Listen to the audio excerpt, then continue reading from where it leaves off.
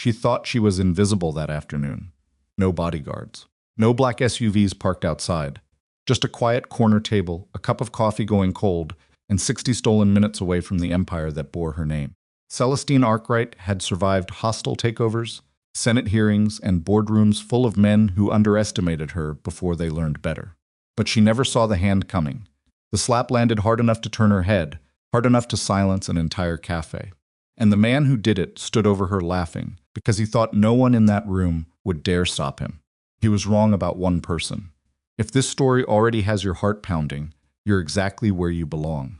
Subscribe to this channel and follow every single episode with me, because the stories we tell here don't let go easily. Hit that like button and drop a comment telling me the city and country you're watching from. I want to see how far this story travels. Now let's begin. The cafe was called Harrow and Tyne, and it occupied the ground floor of a converted brick building 3 blocks from the water in San Diego's quieter East Marina district. It wasn't the kind of place that showed up in travel guides or made lists of must-visit local spots. The tables were mismatched, the espresso machine was older than most of the staff, and the lighting in the afternoon ran slightly gold from windows that hadn't been updated since the building changed hands in the 90s. That was exactly why Celestine had chosen it. She had been coming here for almost 2 years. Not every week, not even every month. But when the pressure of running Arkwright Technologies reached a particular pitch, the kind that built slowly behind her eyes, and didn't respond to sleep or exercise, or any of the things her executive wellness consultant recommended she would, slip away from her schedule, instruct her assistant to hold everything for 1 hour, and walk the 4 blocks from her company's downtown offices to this cafe without telling anyone where she was going. Her head of corporate security, a methodical man named Ellison, had argued with her about it more than once. "It's a liability, Ms. Arkwright. You're a known public figure." Unescorted movement in non-secured Ellison. She had told him the last time, not unkindly, "If I can't walk 4 blocks alone, I need a different life." He had not agreed, but he had stopped arguing.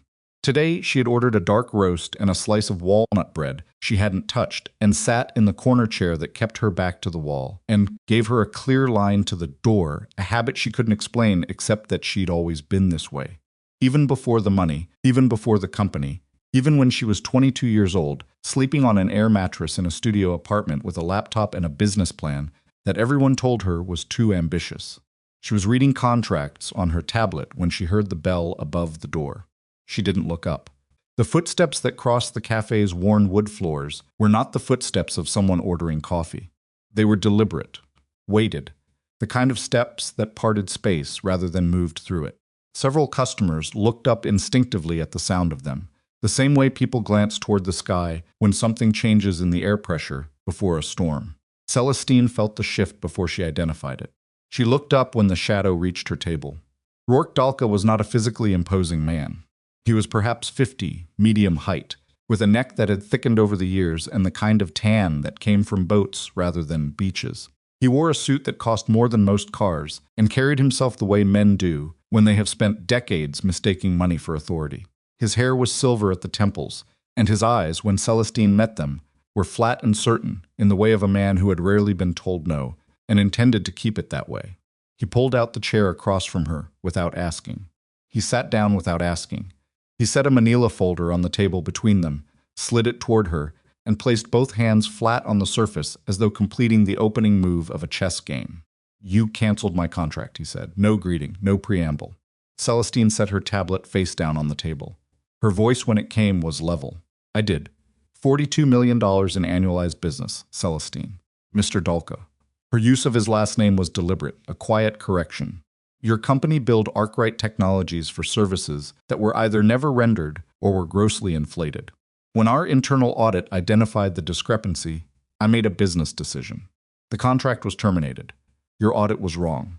Our audit had 3 independent reviews. Rourke's jaw shifted.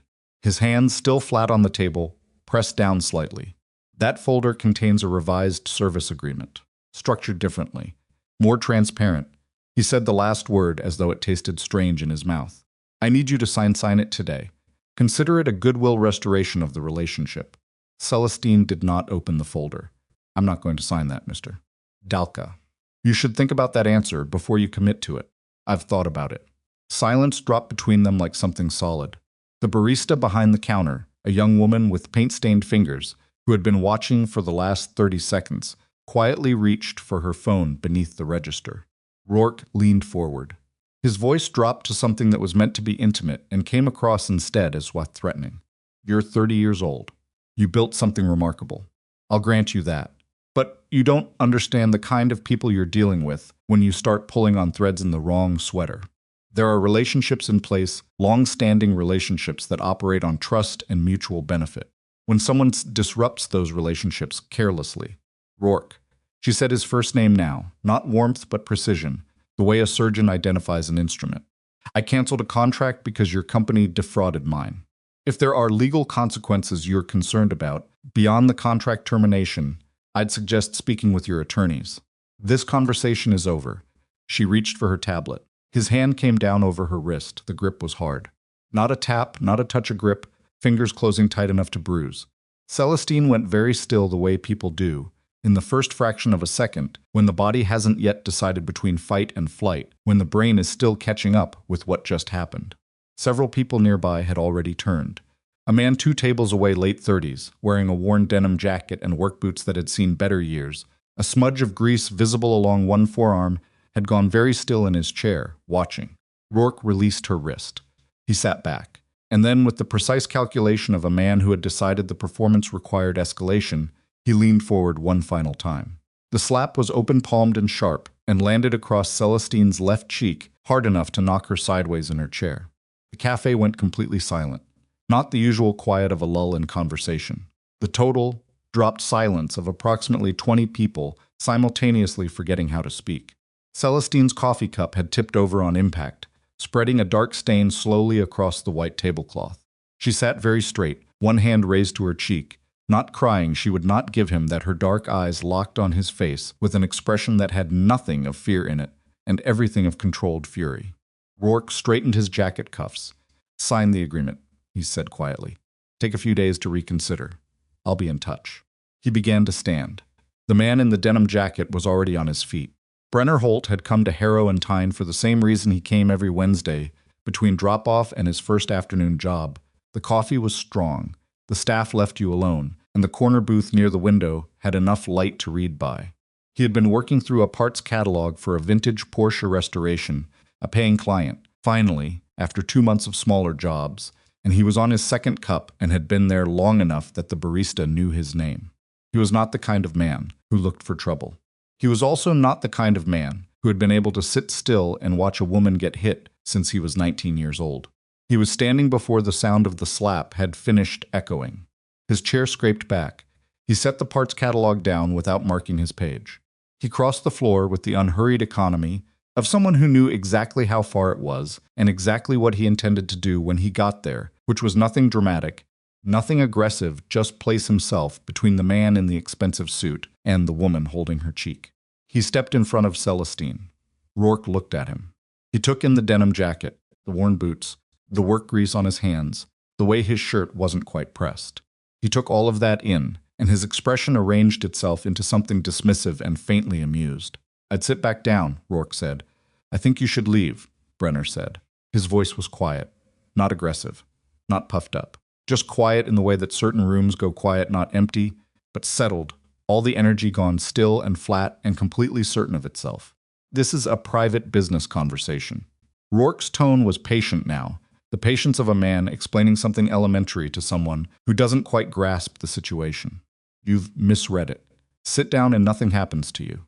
You hit her in front of 20 witnesses in a public cafe, Brenner said.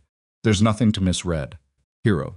Rourke said the word the way some people say idiot, gently, with just enough condescension to make the target feel the weight of it. Look at yourself. Look at me. You don't want this problem. Brenner didn't look at himself. He didn't look away from Rourke. Leave, he said again, same tone, same register. Behind him, Celestine was back upright in her chair. The red mark of the slap was visible along her jaw. She watched the exchange with her breath held in a way she wasn't consciously aware of. Rourke's eyes flickered. Just once. To somewhere behind Brenner, to the door. Brenner noticed. He turned slightly, just enough to see without losing the angle. 2 men had been standing outside the cafe, leaning against a black sedan parked at the curb. Now they were moving toward the entrance. They weren't cafe employees. They weren't customers. They moved the way men move when they've been told to move, purposeful and without curiosity, already past the door by the time the bell above it finished its first chime. The first man was big wide through the shoulders, with hands that suggested he used them for a living, not the kind of living that involved keyboards. The second was leaner and faster looking, and had already shifted to angle toward Brenner's left side, which told Brenner immediately that he was the more experienced of the two, and therefore the one to watch. The cafe had gone very still again. The barista had her phone to her ear now and was speaking in a low voice that was either to a manager or to emergency services, and Brenner was quietly grateful either way. The big man said to Brenner, "You should have stayed seated." Probably, Brenner agreed. He shifted his weight. It was a small adjustment, almost nothing. Barely visible, but it changed his center of gravity and widened his base and repositioned his hands from relaxed to available in a way that looked exactly like nothing to anyone who didn't know what to look for. The lean man registered it. Brenner saw his eyes sharpen slightly, which meant he recognized the adjustment, which told Brenner something useful about his background. "Walk away," Brenner said to both of them, "right now. Police are already being called. You don't want to be here when they arrive." The big man looked at Rourke. Rourke, to his credit or his arrogance, gave the smallest nod. They came in from both sides. What happened in the next several seconds was not what anyone in the cafe expected to witness over afternoon coffee. Brenner did not swing first. He didn't need to. When the big man reached for him, Brenner redirected rather than blocked a slight pivot, a controlled use of the incoming momentum, and the big man's forward movement became a problem for the big man rather than for Brenner. He didn't go down, but he stumbled hard into the adjacent table, scattering cups and sending a chair sideways across the floor. The lean man was already in motion. Brenner turned and managed the second threat the same way, not with force but with angles, positioning himself so that the lean man's strike found air instead of target, then creating distance rather than trading punches, keeping Celestine directly behind him. He did not throw a single punch. He didn't need to. He simply refused to be where they expected him to be, consistently and calmly, while the two men grew increasingly frustrated and the cafe grew increasingly loud as customers pushed back from tables and someone near the window let out a sound that was half gasp and half involuntary shout. Rourke stood back watching, and something moved through his expression that wasn't quite fear, but was adjacent to it. The big man had recovered and was regrouping, and Brenner knew this wasn't going to be indefinitely sustainable. On pure redirection, there were two of them and one of him, and the space was narrow and getting crowded. He needed an end to this that didn't involve someone getting seriously hurt, and he needed it in the next 30 seconds. What ended it was the sirens. 3 blocks away at first, then 2, then close enough that the blue-red light was flickering in through the front windows of the cafe, bouncing off the old glass and washing across the faces of the customers who had pressed themselves back against the far wall.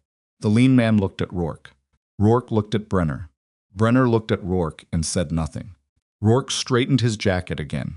He picked up the manila folder from Celestine's table.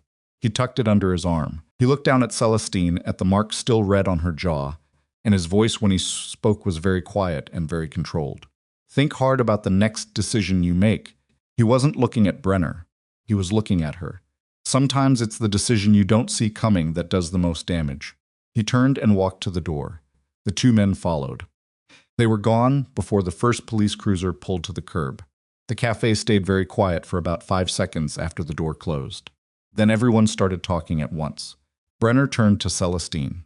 She was standing now, one hand braced on the edge of the table, the other held loosely at her side. She was steady, he'd give her that. Whatever was going on inside her, and something was going on, he could see it in the controlled way she was breathing. She wasn't showing much of it. "You're okay?" he asked. She looked at him. Really looked at him with the kind of attention that evaluated rather than simply acknowledged. "Yes." A pause. "You didn't have to do that, I know." "Are you hurt?" Brenner considered this. His right shoulder was going to be sore tomorrow. He'd taken a glancing impact when the big man recovered faster than expected, but nothing was broken and nothing was bleeding. "No." She reached up and touched her jaw briefly. The mark was fading already at the edges. "He's Rourke Dalka, if that means anything to you." "Should it?" "Probably not." Something shifted in her expression, not relief, more like recalibration. "It will, though. That's what I'd like to warn you about before the police come in." Brenner sat back down, mostly because his legs registered for the first time that the last few minutes had happened, and because standing in the middle of a cafe watching police officers pour through the door seemed excessive. He gestured at the chair across from him. Celestine Arkwright sat down. Outside, 2 officers were already at the door. Brenner glanced toward the window and caught something he hadn't noticed before a dark vehicle parked on the opposite side of the street. Not a police vehicle, engine running, no one visibly inside, but the angle and the distance wrong enough to feel deliberate. He watched it for 3 seconds. It didn't move. Filed it away. "My name is Brenner," he said, Celestine. She offered her hand. Her grip was firm and brief, and when she released it, she picked up her overturned coffee cup, set it right, and looked at the spilled coffee on the tablecloth with the mildly resigned expression of someone who has dealt with significantly larger disasters and has found perspective accordingly. "He'll come back," Brenner said. She looked at him. "I know. What's in the folder?" Celestine's jaw tightened slightly. "Documents I was never going to sign." "The question I haven't answered yet," she said, "is how he knew I was going to be here today." Outside, the police were at the door. Inside, 20 witnesses were trying to describe what they'd seen. And across the street, the dark vehicle with the running engine finally pulled away from the curb and disappeared around the corner. Brenner watched it go. He already knew this afternoon was going to follow him home. The police took statements for 40 minutes. Brenner sat at a separate table from Celestine while 2 officers worked through the room, and he watched the way she handled them, calm, precise, offering exactly the information they asked for and volunteering nothing beyond it.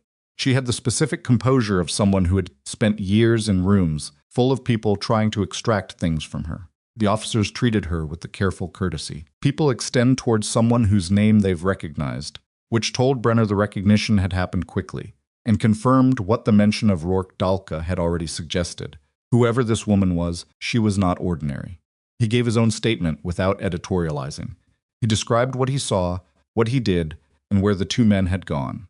When the officer, a younger man named Trevors, with a slight sunburn along the back of his neck, asked why he'd intervened, Brenner said he hit her, as though that covered it, because it did. Trevors wrote it down. "You have any prior relationship with Mr. Dalka or the 2 individuals? Never seen any of them before today. And the woman? Miss Arkwright? Same." Trevors looked up from his notebook with the mildly skeptical expression of someone who'd heard too many stranger stepped-in stories that turned out to have a prior connection buried somewhere. "You just saw it happen and stepped in." "That's what I said." Trevors wrote it down again. Brenner suspected it would be reviewed more carefully later. When the officers were satisfied, or at least finished, which wasn't the same thing, Celestine crossed the cafe and sat across from Brenner again. She had ordered him a fresh coffee without asking, which he noticed and said nothing about, partly because he needed it, and partly because it was the kind of gesture that was simultaneously presumptuous and decent, and he couldn't quite land on how to feel about it. "They're going to do very little with that report," she said. "I know. Rourke has enough contacts in this city that a misdemeanor assault charge in a cafe is going to move very slowly through whatever process it enters." She said it flatly, not bitterly, the way you state a fact about weather. "He'll have a lawyer who files something by tomorrow morning, and the momentum dies." "Probably." She looked at him. "You're not surprised. Money talks in courtrooms. I stopped being surprised about that a long time ago." He wrapped both hands around the fresh coffee cup.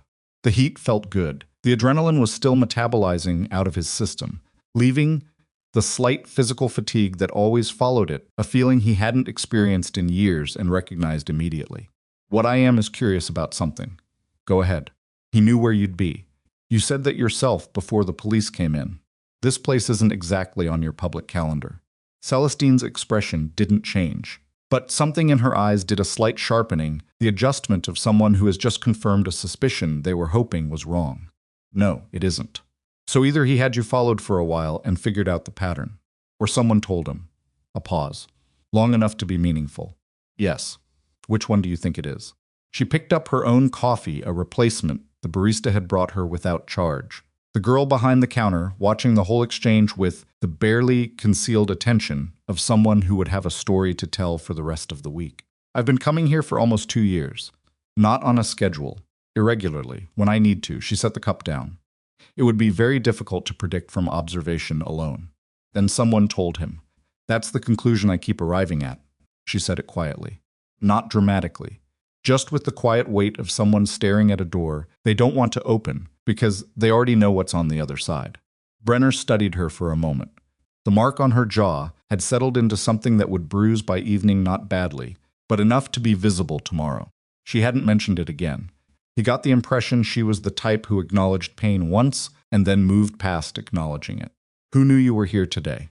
My assistant. She arranged the hour in my schedule. A slight pause.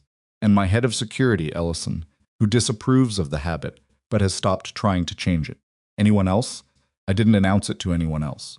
Another pause, shorter this time. But internal calendars in a company the size of mine aren't perfectly sealed. Someone motivated could find things. Brenner nodded slowly. He picked up the coffee. Outside the cafe windows, the street had returned to its ordinary afternoon rhythm, a delivery truck double parked, a woman walking a dog that was investigating a lamppost with great seriousness, two teenagers on bikes moving too fast for the sidewalk. Ordinary. All of it completely ordinary. Except that the spot where the dark vehicle had been parked was empty now, and the way it had been parked, engine running, occupant invisible, positioned at that particular angle, stayed with him. The way certain things stay with you, when training has made your brain catalog threats before your conscious mind finishes processing them. He should go. He had a job at 2:30, a starter motor replacement on a 9 Civic, whose owner had already called once to check the timeline. He had to pick up Nora from school at 3:15. He had leftover soup in the refrigerator that he'd promised himself, and his daughter would not be dinner again 2 nights running, which meant stopping at the grocery on the way home. His life, when assembled in its parts, was full in the way small lives are full, not with glamour, but with the dense, specific weight of things that needed doing. He stayed seated. The 2 men he brought, Brenner said. The lean one. He had some background. You could see it in how he moved. Rourke keeps people around him. Celestine's voice was careful. His legitimate businesses involve logistics and transport operations. Some of those operations have irregular components. Irregular. He runs debt collection services, some of them aggressive. The company I terminated was one of several vendor relationships. The audit found the overbilling in that specific contract, but I have reason to believe the problem extends further than one company. She stopped, seemed to consider how much to say, then made a decision. I've been quietly preparing a more comprehensive audit, something that would look at every vendor relationship he's touched in the last 4 years. He knows that? He suspects it. I think today was a message, an attempt to frighten me into burying it. She said it without heat, but her jaw was set in a way that suggested the slap had accomplished the opposite of what Rourke intended. Brenner set down his cup. Ms. Arkwright Celestine. Celestine. The name felt slightly formal in his mouth, though he wasn't sure why. I'm going to say something that might come across as unsolicited, but I'm going to say it anyway. You've already stepped between me and 2 men in a physical altercation. I think the unsolicited line is already behind us. Fair point. He looked at her directly, that vehicle across the street, the one that was parked and running when Rourke left. It was positioned to watch the exits. Not to follow him, he left out the front, and it didn't move. It was watching the building. Celestine went very still. I noticed it when the police arrived. It pulled away about 5 minutes after Rourke walked out. He paused. He didn't come here just to get a signature. He came here to confirm something. And the vehicle outside was either there to collect information about what happened or to watch what you did next. The cafe had thinned out considerably. A few customers who had stayed to give statements had left. The barista was quietly resetting tables. The afternoon light had shifted, going slightly amber through the old windows. Celestine said you were a soldier. It wasn't a question. Brenner didn't answer immediately. What makes you say that? The way you handled those 2 men. You didn't fight them. You managed them. There's a difference, and it's not a difference most people learn in a gym. She met his eyes. And the way you cataloged that vehicle without appearing to look at it. You were running surveillance awareness. Automatically. He was quiet for a moment. Navy, he said finally. A long time ago. How long? Long enough that I try not to think about it most days. Something in her expression shifted slightly, not pity, which would have irritated him, but recognition of a particular kind. The recognition of someone who understood what it meant to have a previous version of yourself that you'd deliberately set down. I have a daughter, he said. She's 8. She gets out of school at 3:15, and she expects me to be in that pickup line. Not 3 cars late and certainly not missing. He said it plainly, not apologetically. So whatever this situation is, it belongs to your security team and your lawyers and whoever else you employ for exactly this kind of problem. That's completely reasonable, Celestine said. I'm glad you... My chief of security, Ellison, will be here within 20 minutes. He's already been called. She picked up her tablet, which had somehow survived the overturned coffee with only a damp corner. I want to offer you something before he arrives. Not as payment for what you did. I'm not going to insult you by framing it that way. But as an acknowledgement that you put yourself at some risk today for a person you'd never met. You don't need to offer me anything. I know that. I want to anyway. She looked at him steadily. My company has a security consulting arm. It's small, and it's quiet, and it's something I started 18 months ago because I got tired of relying entirely on external firms. I need people who can assess physical risk environments without looking like they're assessing physical risk environments. She paused. People who can sit in a cafe and notice a surveillance vehicle parked across the street while appearing to read a parts catalog. Brenner looked at her. I'm not asking you to make a decision right now, she said. I'm asking you to take a card and know the option exists. He should have declined. He knew that even as he took the card, she slid across the table a plain white card with a phone number and her name printed in small, clean type, nothing else. He turned it over. The back was blank. What's the situation? She asked. He looked up. You mentioned a daughter. You have the specific look of a parent calculating dinner. Something in his chest loosened slightly, which surprised him. Leftover vegetable soup that has appeared at dinner twice this week already. There's a market 3 blocks east that does a good rotisserie chicken on Wednesdays. She old enough to eat off the bone? She's 8, not 3. Then you have a dinner solution. The faintest edge of something almost like a smile. It looked like it didn't appear on her face as often as it should have. Brenner stood. He folded the card and put it in the front pocket of his jeans. Your security team is going to tell you to go straight to a secured location and not stop anywhere on the way. Ellison tells me that regardless of circumstances. Listen to him today. He picked up the parts catalog, found his page by memory, page 47, the suspension components section. That vehicle bothers me. It wasn't just watching. It was waiting for something specific. Celestine's expression sobered. What do you think it was waiting for? Brenner considered this honestly. I don't know. That's what bothers me. He left $3 on the table for the coffee he hadn't ordered. The barista told him it was already paid for. He nodded once, picked up the dollars, and walked out. The afternoon had gone cooler since he came in. He stood on the sidewalk for a moment and scanned the street with the peripheral efficiency of someone who had done it in places where failing to do it had consequences.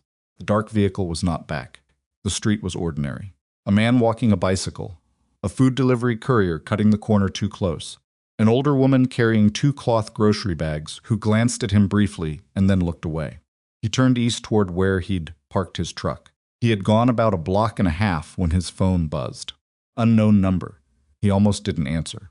Then something made him the same instinct that had gotten him out of his chair in the cafe, the one that had been largely dormant for years, and had now, apparently, decided today was a good day to reassert itself. Yeah. The voice on the other end was male, middle-aged, unhurried. Mr. Holt. My name isn't important right now. What's important is that you just made a decision in a cafe that you don't fully understand yet. I'd encourage you to think very carefully about whether you want to stay involved in Ms. Arkwright's situation. Brenner stopped walking. Who is this? Someone offering you a chance to walk away cleanly before the situation becomes complicated. It's already complicated. He kept his voice even. Someone just called me to tell me that. A pause. You're smart. That's actually the problem.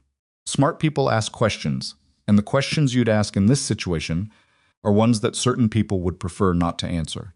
Another pause, slightly longer. You have a daughter, Mr. Holt Nora, 2nd grade at Whitmore Elementary. She takes the number 7 bus when you can't pick her up. Brown backpack with the patch on the strap. The bottom of Brenner's stomach went cold and flat. 3rd grade, he said. What? She's in 3rd grade. His voice had not changed. He was proud of that, in a distant way, even as everything else in him had just shifted to a place he hadn't occupied in years. You said 2nd grade. She's in 3rd. Silence on the line. Get the details right if you're trying to intimidate someone, Brenner said. It undercuts the message. He hung up. He stood on the sidewalk for 4 seconds. Then he called the school. It was 1:20. Nora was in class. He asked the office to confirm she was present and physically in the building, and to flag his name for immediate notification if anything changed. The woman in the office, who knew his voice from 3 years of calls, said, "Of course, Mr. Holt, is everything all right?" And he said, "Yes. Just checking. Thank you," and hung up. His hands were not shaking. He wished they were. Hands that didn't shake after a call like that meant the part of him he'd carefully retired was waking up again, and he wasn't sure he wanted that. Wasn't sure at all. He turned around and walked back toward the cafe. Celestine's corporate security team had arrived while he was gone, 2 vehicles, both black, both conspicuously nondescript in the way that security vehicles always were. A man who was almost certainly Ellison stood near the entrance, speaking with one of the police officers who had stayed behind. He was broad-shouldered, early 50s, with the posture of ex-military, and the expression of a man who had been making the same argument about personal security protocols for a long time, and was currently experiencing the specific frustration of being proven right in the worst possible way. Celestine was still inside. Brenner could see her through the window, seated again, tablet open, appearing to work with the focused composure of someone who had decided that appearing composed was the most productive response available. Brenner pushed open the door. Ellison turned from the police officer. "Sir, this area is—" "She and I spoke earlier," Brenner said, after the incident. Ellison looked him over in the thorough professional way that took about 3 seconds and covered everything visible. "You the one who intervened?" "Yes, name's been mentioned in the statements." Ellison's expression shifted almost imperceptibly, not warmth exactly, but acknowledgement. "Holt?" "Yeah." Celestine had looked up from her tablet. She read the change in Brenner's posture before he said anything. He watched her clock it. The way a person clocks an incoming weather system, not with alarm, but with the calm adjustment of someone updating their information. "Something happened," she said. He crossed to the table. He didn't sit. He told her about the call, every word, including the detail about Nora's grade, including his response, including the fact that he'd already checked with the school. Celestine listened without interrupting. Ellison, who had followed him in and now stood 2 steps behind Brenner's left shoulder, listened the same way, with the still, absorptive attention of a professional processing operational information rather than just hearing a story. When Brenner finished, Celestine was quiet for a moment. "They moved very fast," she said. "Yes. Someone had your information before you left this building." She looked at the table, then at Ellison, "which means someone who was here during the incident communicated your identity outside. Or someone from the surveillance vehicle got a good look and ran it quickly," Brenner said. "I have a registered vehicle in the area. Truck's plates are attached to my business. It wouldn't take long." "Either way," Ellison said, from behind him, in the voice of a man who had assessed the situation and arrived at the conclusion faster than anyone else in the room. "Mr. Holt is now inside the perimeter, whether he intended to be or not." Celestine looked at Brenner. Brenner looked at Celestine. "Your daughter," she said. "She needs to be picked up at 3:15. "Yes, that's 90 minutes from now. I have 2 people who can position at Whitmore." "No." The word was immediate and flat. "No strangers near my daughter. She doesn't know those people. She'd be frightened." Celestine stopped, nodded. "Then you go get her." She said it simply, as though it were obvious. "Right now. Don't wait until 3:15. Go pull her from class, take her somewhere that isn't your home address, and call me when you're there." "I don't have anywhere. My company keeps 3 properties in the greater San Diego area for executive travel." She was already on her tablet. "One of them is a fully staffed residential unit in Carmel Valley. 4 bedrooms, security system, staffed around the clock. You and your daughter would be guests." Brenner looked at her. He wanted to argue. He felt the argument forming in some principled part of himself that didn't like owing things to people, and didn't like accepting help from strangers, and especially didn't like the idea of his 8-year-old daughter's school day being interrupted. Because he'd stepped between a woman and a man in a cafe, and now the world had rearranged itself accordingly. But Nora's backpack had a patch on the strap, a Planet Patch Saturn with the rings, that she had picked herself from a craft store 6 months ago, and ironed on herself with help, and removed twice, and reattached crookedly. Someone had described that backpack with specific accuracy. "1 night," he said. "However long you need. I'll want to speak with whoever runs the property. Before we arrive, I'll have Ellison brief you in the car." "I'm not going in your car. I have my truck." He looked at her steadily. "I don't like being driven by people I don't know when I can drive myself." Celestine looked at him for a moment with an expression he couldn't entirely read. All right, she said. Ellison will ride with you, and one of my vehicles will follow.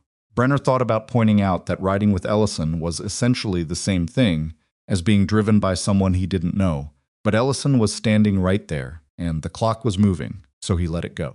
He pulled out his phone to call the school again. Celestine touched his arm once, briefly, as he turned. Brenner. He looked back. I'm sorry, she said, that your daughter got pulled into this. I'm sorry, she said it without the polished delivery of someone performing an apology. She said it the way a person says something they mean and wish they didn't have to mean. We'll deal with the sorry part later, he said. Right now I just need to get to her. He was already moving toward the door. Outside, the afternoon had gone fully golden, the way San Diego afternoons do in autumn when the marine layer hasn't come in warm and clear and ordinary, in a way that felt almost aggressive given what the last 2 hours had contained.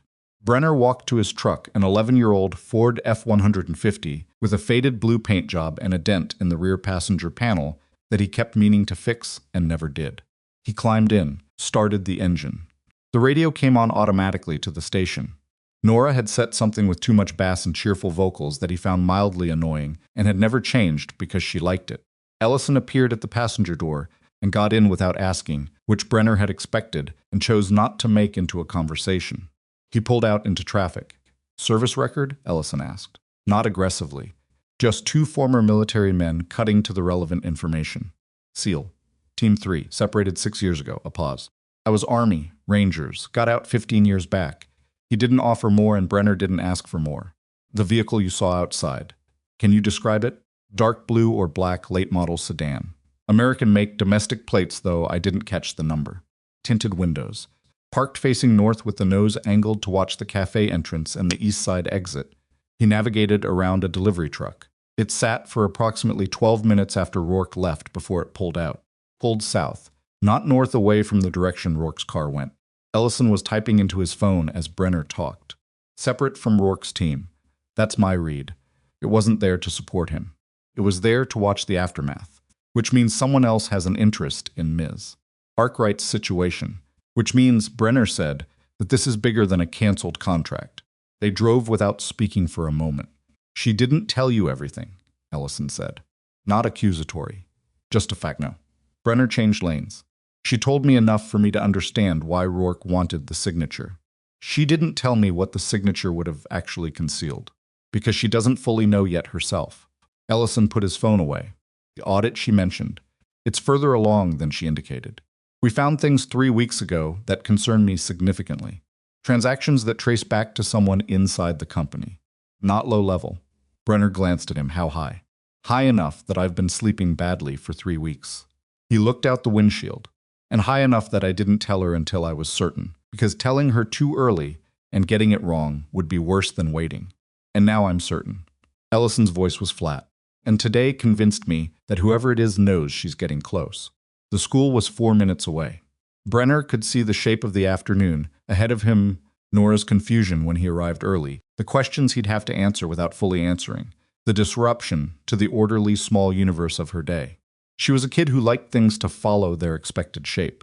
She did not love surprises. She would be fine. She was resilient in the specific way that kids raised by single parents often were, having navigated enough irregular moments to develop a practical adaptability, but she wouldn't love it.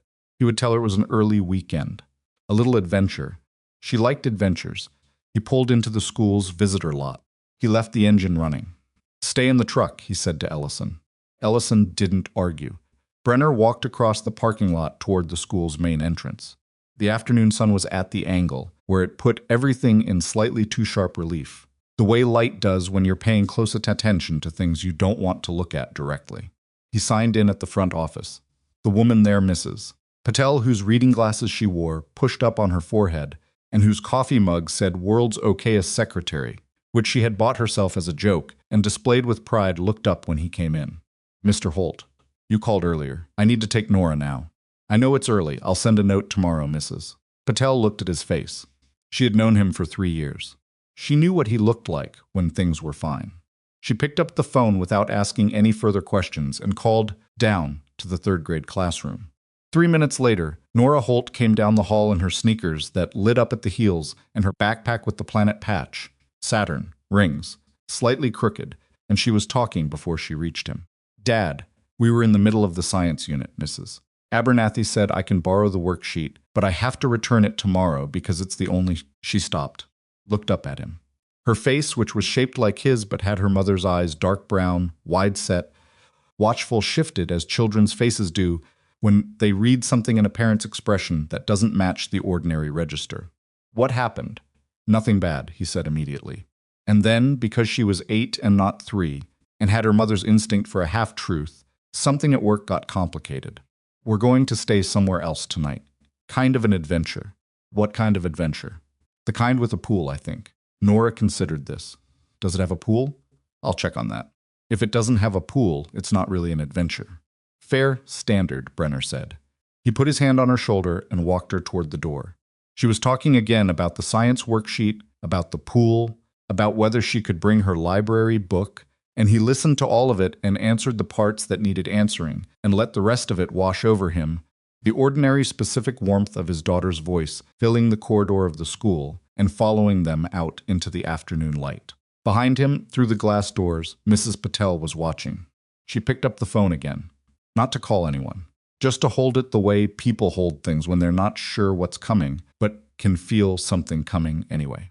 The Carmel Valley property was not what Brenner expected, which wasn't a surprise because he hadn't known what to expect and had deliberately avoided forming a picture in his mind.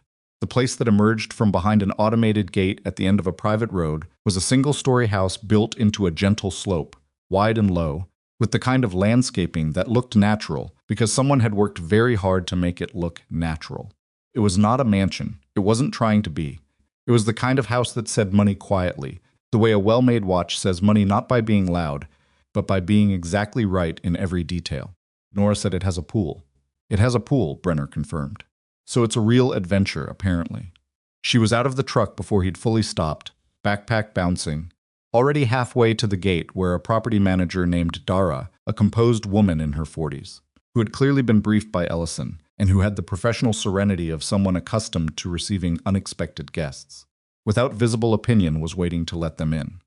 Brenner sat in the truck for a moment after Nora got out. He looked at the house. He looked at the street behind him, the gate, the quiet road. He looked at Ellison's car, which had followed him from the school and was now parked at the entrance. He was thinking about the phone call. He was thinking about Saturn patches and third-grade corrections and the specific tone of a person who had been surprised that he'd caught the mistake, the slight hesitation, before they'd hung up, the recalibration. He'd unsettled them with that. Good. Unsettled people made errors. Errors left traces. He got out of the truck. Dara had already shown Nora the kitchen, where Nora had located a bowl of fruit on the counter and was methodically selecting the best grapes with the focused discrimination of a produce inspector when Brenner came inside. The property had a particular smell, cool air, and something faintly like cedar, the smell of a house that was well-maintained rather than lived in. He noticed it the way you notice anything that tells you something useful about an environment. "Your room is at the end of the east hall," Dara said to him. "Nora's is next to it, connecting door. The security system is active on all exterior points. The code is on the card on your dresser." She handed him a folder. "Ms. Arkwright asked me to give you this. She said to call when you were settled."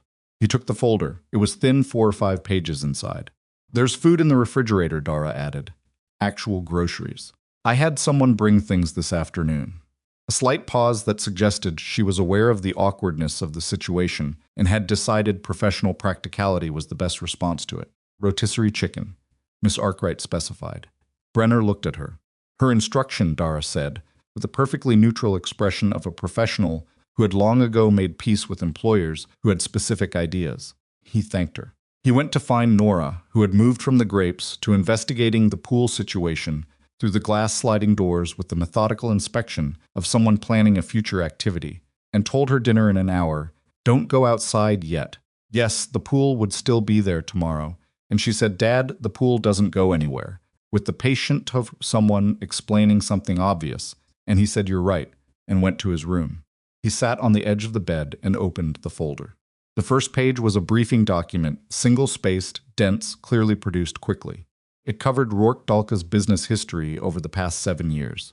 The legitimate surface of it was in logistics and transport mid-size freight operations, several subsidiary companies, contracts with larger corporations. The less legitimate layers were described in careful language that stopped short of outright accusation, but assembled enough dots that the picture they formed was clear. The debt collection operation that Celestine had referenced in the café occupied its own paragraph. 2 prior investigations by state regulators, both of which had closed without finding sufficient basis to proceed. A civil lawsuit filed by a former business partner that had settled confidentially 18 months ago. The second page was about the contract with Arkwright Technologies specifically. Numbers, billing records, the specific discrepancies the initial audit had found. The third page was different. It was a summary of what the extended audit had found in the 3 weeks before today. Brenner read it carefully, once and then again. Someone inside Arkwright Technologies had been routing payments to Rourke's subsidiary companies through a layered system of vendor approvals.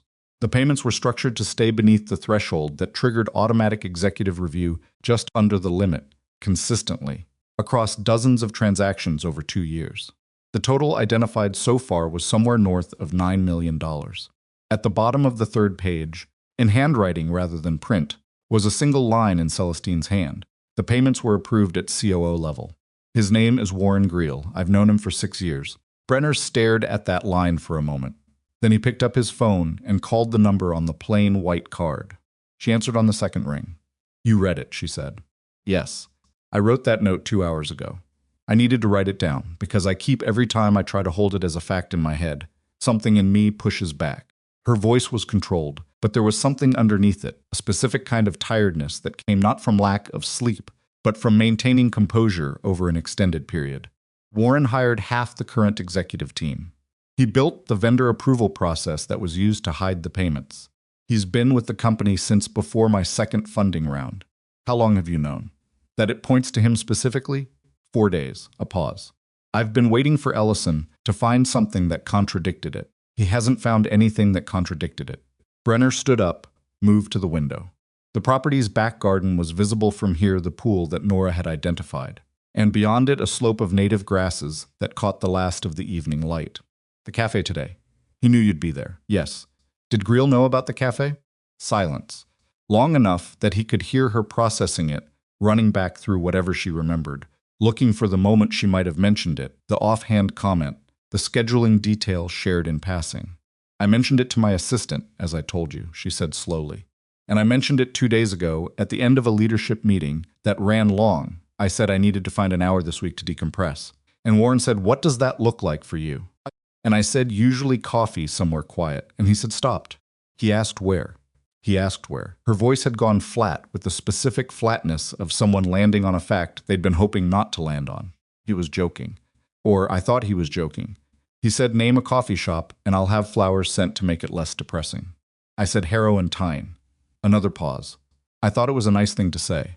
Brenner was quiet for a moment. He told Rourke, "That's the only explanation." Which means the cafe today wasn't a coincidence or a result of surveillance over time. It was a setup. Rourke knew the time, the location, and he came prepared with a contract to sign and 2 men outside. He turned away from the window.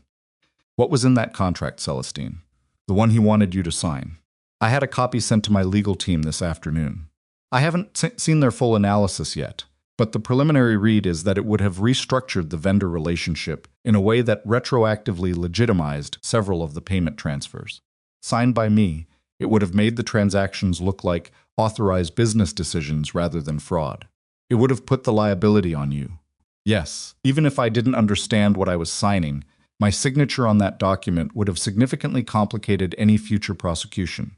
Her voice was steady. "That was the point. Rourke scares me into signing. The money is protected. Warren continues his arrangement. And if the full audit ever reaches conclusion, the trail leads to a CEO who approved the payments and a vendor who received them. And the man who actually orchestrated it is several layers removed and has plausible deniability at every step." It was, Brenner had to acknowledge, a well-constructed scheme. Not elegant, it had weak points, which was why 3 weeks of extended auditing had cracked it open, but operationally sound in the way things are operationally sound when they've been running successfully for 2 years without triggering review. "Warren knows the audit is ongoing," Brenner said. "He has to. He has access to everything. Then he knows the cafe didn't work." Rourke left without the signature. "Yes, what does he do next?" The questions sat in the air between them for a moment, across whatever distance separated the property in Carmel Valley from wherever Celestine was, which Brenner realized he didn't know. "Where are you?" he asked. "The office. I have Ellison and 2 others here." A slight pause. "I know what you're going to say. Go somewhere secured. Tonight. Not your home address. I have a residence with a security system. Your CO has been inside your company for 6 years. He knows where you live. He knows your schedule, your habits, your assistant's name, probably your coffee order." He kept his voice level. "Whatever security you have at your residence, Warren Greel has had 6 years to understand its gaps. Don't go there tonight." A longer pause this time. "You sound like Ellison." "Ellison's right. He usually is. It's one of his most irritating qualities." She said it with the ghost of something dry in it, which told him she was holding together better than the situation entitled her to. "I'll go to the company's executive suite. We maintain a secured floor at the Harbor Meridian. Ellison has been asking me to use it for a week. Use it tonight." "I will." She paused again, and the pause had a different texture, this time less tactical, more personal. "How is Nora?"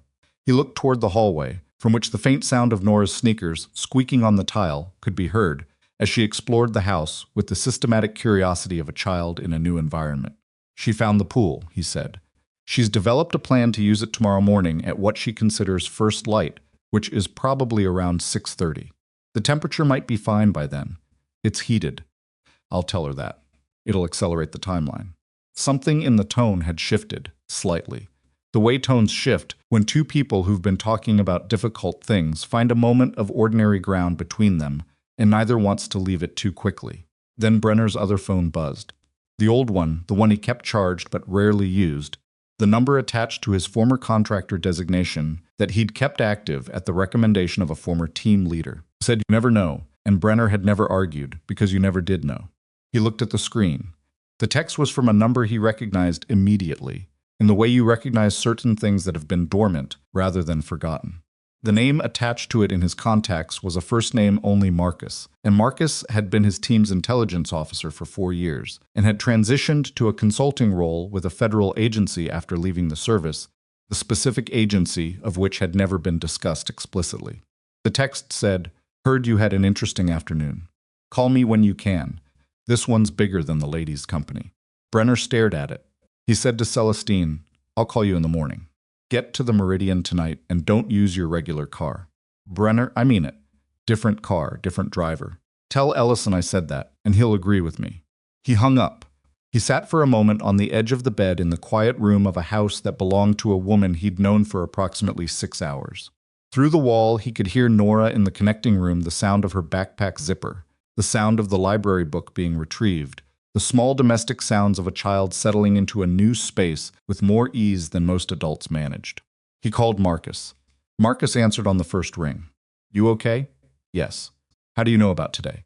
"Because I've had a flag on Rourke Dalka's name for 14 months.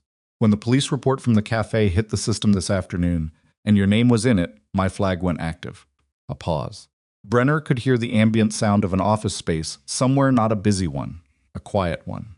"What's your read on the situation?" "Arkwright's COO is running payments to Dalka's subsidiaries. Has been for 2 years. She has the audit evidence. Today was an attempt to get her signature on a document that would have muddied the financial trail." He kept it concise. "When that didn't work, someone called me and mentioned my daughter's school. I'm now at a company property with Nora." Silence from Marcus. The kind of silence that wasn't empty. "The 14 months, Brenner said. What's the flag from?" "Dalka's transport operations." Marcus's voice was careful in the way. It was careful when he was approaching something he hadn't decided how much to share. "The freight side. We've had a parallel investigation running that has nothing to do with billing fraud and everything to do with what's moving through those freight operations." "What's moving through them?" "That part I can't give you on an open line." A pause. "But I'll tell you this much. The people behind the money inside Arkwright's company aren't just protecting a billing scheme. The billing scheme is a funding mechanism. What it's funding is significantly more serious than corporate fraud." Brenner's jaw tightened. "How serious?" "The kind of serious where the Café today and the phone call to you this afternoon are very small moves on a very large board." Another pause. "The kind of serious where Dalka's people are not the apex of the problem. They're operational. Someone else is directional. Someone above Dalka. Someone who has been using Dalka's logistics infrastructure for approximately 3 years. and who would very strongly prefer that Celestine Arkwright's audit not reach its full conclusion. Marcus paused, because if it does, it doesn't just expose the billing fraud. It exposes the full payment trail, and the full payment trail leads somewhere that certain people cannot afford to have it lead. Brenner stood up. He walked to the window again. The pool was still there. The evening had deepened into the blue-gray range, and the surface of the water reflected the sky in a way that was very still and very clear. "They're going to make another move," he said. "Almost certainly. And soon. The failed Café approach tells them she's not going to be intimidated, which means their options narrow." Marcus was quiet for a moment. "How well do you know Ellison?" "Her head of security. Met him this afternoon. Former ranger. Reads as solid." "He is solid. I know his background." A pause. "But Brenner, he doesn't know what I just told you. And what I just told you changes the risk calculation significantly. You need to tell him. I need to do this through channels that don't involve me explaining to my supervisors why I'm making unauthorized contact with a retired SEAL who got involved in this afternoon in a cafe." Marcus's voice was dry. "Which is why I called you instead of Ellison. You can pass it without attribution. So I'm your channel. You're already inside the perimeter. You said that yourself." A pause. "You stepped in this afternoon because you saw someone get hit. That's who you are. It's also who you were when you were serving, and neither of those things has changed just because you changed careers." Brenner was quiet. "I need you in this," Marcus said. "Not officially. Not formally. Just present. Watching. Helping Ellison understand what he's dealing with before the next move comes." He paused. "I'll work on getting the right people officially engaged. That takes time. Time is what we may not have." Through the wall, Nora's voice, "Dad, is there a microwave?" "Yes," he called back. "Can I make popcorn? After dinner." "What's for dinner?" "Chicken." A pause. "Is it good chicken?" "It's rotisserie." "Okay." Apparently satisfied, she went quiet. Brenner said to Marcus, "I have an 8-year-old in the next room who thinks this is an adventure. I know. I need it to stay an adventure. I need her safe. And I need this resolved fast enough that she goes back to her ordinary life without understanding that it wasn't ordinary. That's the goal." "Then tell me what you know about Warren Greel." Marcus told him. It took 11 minutes, and by the end of it, Brenner was sitting on the floor with his back against the bed because he'd found that position steadying since the service, and some things don't change regardless of how many years pass. Warren Greel was 53 years old. He had joined Arkwright Technologies 6 years ago after a 12-year career at a financial services firm that had itself been investigated inconclusively for money movement irregularities a decade earlier. He had a second residence that Celestine didn't know about, purchased under a corporate entity name in a community 40 miles east of San Diego. His personal finances, when examined with the right tools, showed inflows that substantially exceeded what his executive salary accounted for. He had a brother-in-law who worked in freight coordination at one of Dalca's subsidiary companies, which was the thread that had been pulled to establish the connection in the first place. "He's not just an inside man," Brenner said when Marcus finished. "He was placed. That's our assessment." "How long ago?" "We think the intention predates his hiring at Arkwright. The financial services firm connection suggests he was already in the network before he took the COO role." Brenner processed this, which means whoever is directional on this above Dalca identified Arkwright Technologies years ago as a useful vehicle and installed someone to run the mechanism from the inside. That's the picture we're building. Yes. And Celestine Arkwright has been running her company for 6 years with no idea that her chief operating officer's loyalty was already committed elsewhere before he walked in the door. "No idea," Marcus confirmed. "She built her audit process from scratch, and it still nearly found everything, which is honestly a significant piece of work." Brenner thought about the woman in the cafe. The way she'd sat straight after the slap, not crying, not performing composure, but genuinely possessing it is in the specific way of someone who has survived difficult things through sheer practical determination. He thought about the plain white card, the rotisserie chicken instruction, the handwritten note at the bottom of page 3, "I've known him for 6 years." She trusted him, he said. She did. And he spent 6 years making sure she had good reason to. He stood up. His right shoulder announced its objection. The impact from the cafe had settled into a specific ache that he was going to have to manage tomorrow. "What's the next move?" "On their end." "We don't know exactly," Marcus said. But the pattern with these networks, when a scheme is close to exposure, when the inside source can't suppress it, and the external pressure approach fails, is that they attempt to remove the evidence. Not the person, the evidence, the audit files. The audit files are stored on Arkwright's servers. If someone with system-level access decided to corrupt or delete the right databases, Greel has that access. He has CEO-level access to everything. Marcus's voice was steady. She needs to get physical backups off network. Tonight. Before business hours tomorrow, when Greel could access the system without raising flags. Brenner was already moving toward the door. He stopped. He might already be moving. The cafe was this afternoon. He knows it failed by now. Yes, tonight then. Not tomorrow. Probably tonight. Marcus paused. Which is why I'm glad you called Ellison a solid read, because I need you to reach him in the next 30 minutes and pass everything I just told you. Brenner looked at the connecting door. He could hear Nora on the other side, the sound of pages turning. She'd found her place in the library book. He made himself stand in that moment for exactly 3 seconds, just long enough to register at the ordinary sound of his daughter reading in an adjacent room, which was the thing he was protecting and the reason all of this mattered. Then he pushed away from the door. He called Ellison. Ellison answered immediately. Holt, I have information. Are you somewhere private? A brief pause, the sound of a door closing. I am now. Talk. Brenner talked. He condensed what Marcus had told him into essential operational information, removing the sourcing and keeping the substance, and Ellison listened in the way Ellison apparently did everything without interruption, with total attention, filing things as they came in. When Brenner finished, there was a silence of approximately 4 seconds. The audit backups, Ellison said. Tonight. He may already be moving on them. The primary data lives on servers at the main office. Celestine has portable backups at her residence physical drives she pulls manually every 2 weeks. The last pull was 8 days ago. Her residence isn't safe tonight. No. But those drives are 8 days behind. Ellison's voice was calculating now, running through the problem the way trained people run through problems, not emotionally, not reactively, but with the specific mechanical focus of someone assembling a sequence of necessary actions. The current state of the audit, the last 3 weeks of findings, including the documentation on Greel, exists on the company's servers and on 2 analyst laptops. The analysts are both off-site. Can you reach them? Yes. They need to pull their data offline. Physical drives encrypted out of the building. Tonight. I'll make the calls. A pause. The server data is the harder problem. If Greel moves to corrupt it at the system level, is there an IT person you trust? Someone outside Greel's sphere? Our head of IT security is a woman named Sue. She reports to the CTO, not to Greel. She's been with the company 4 years. Celestine hired her personally. Can Celestine reach her without going through channels Greel might monitor? Her personal cell, yes.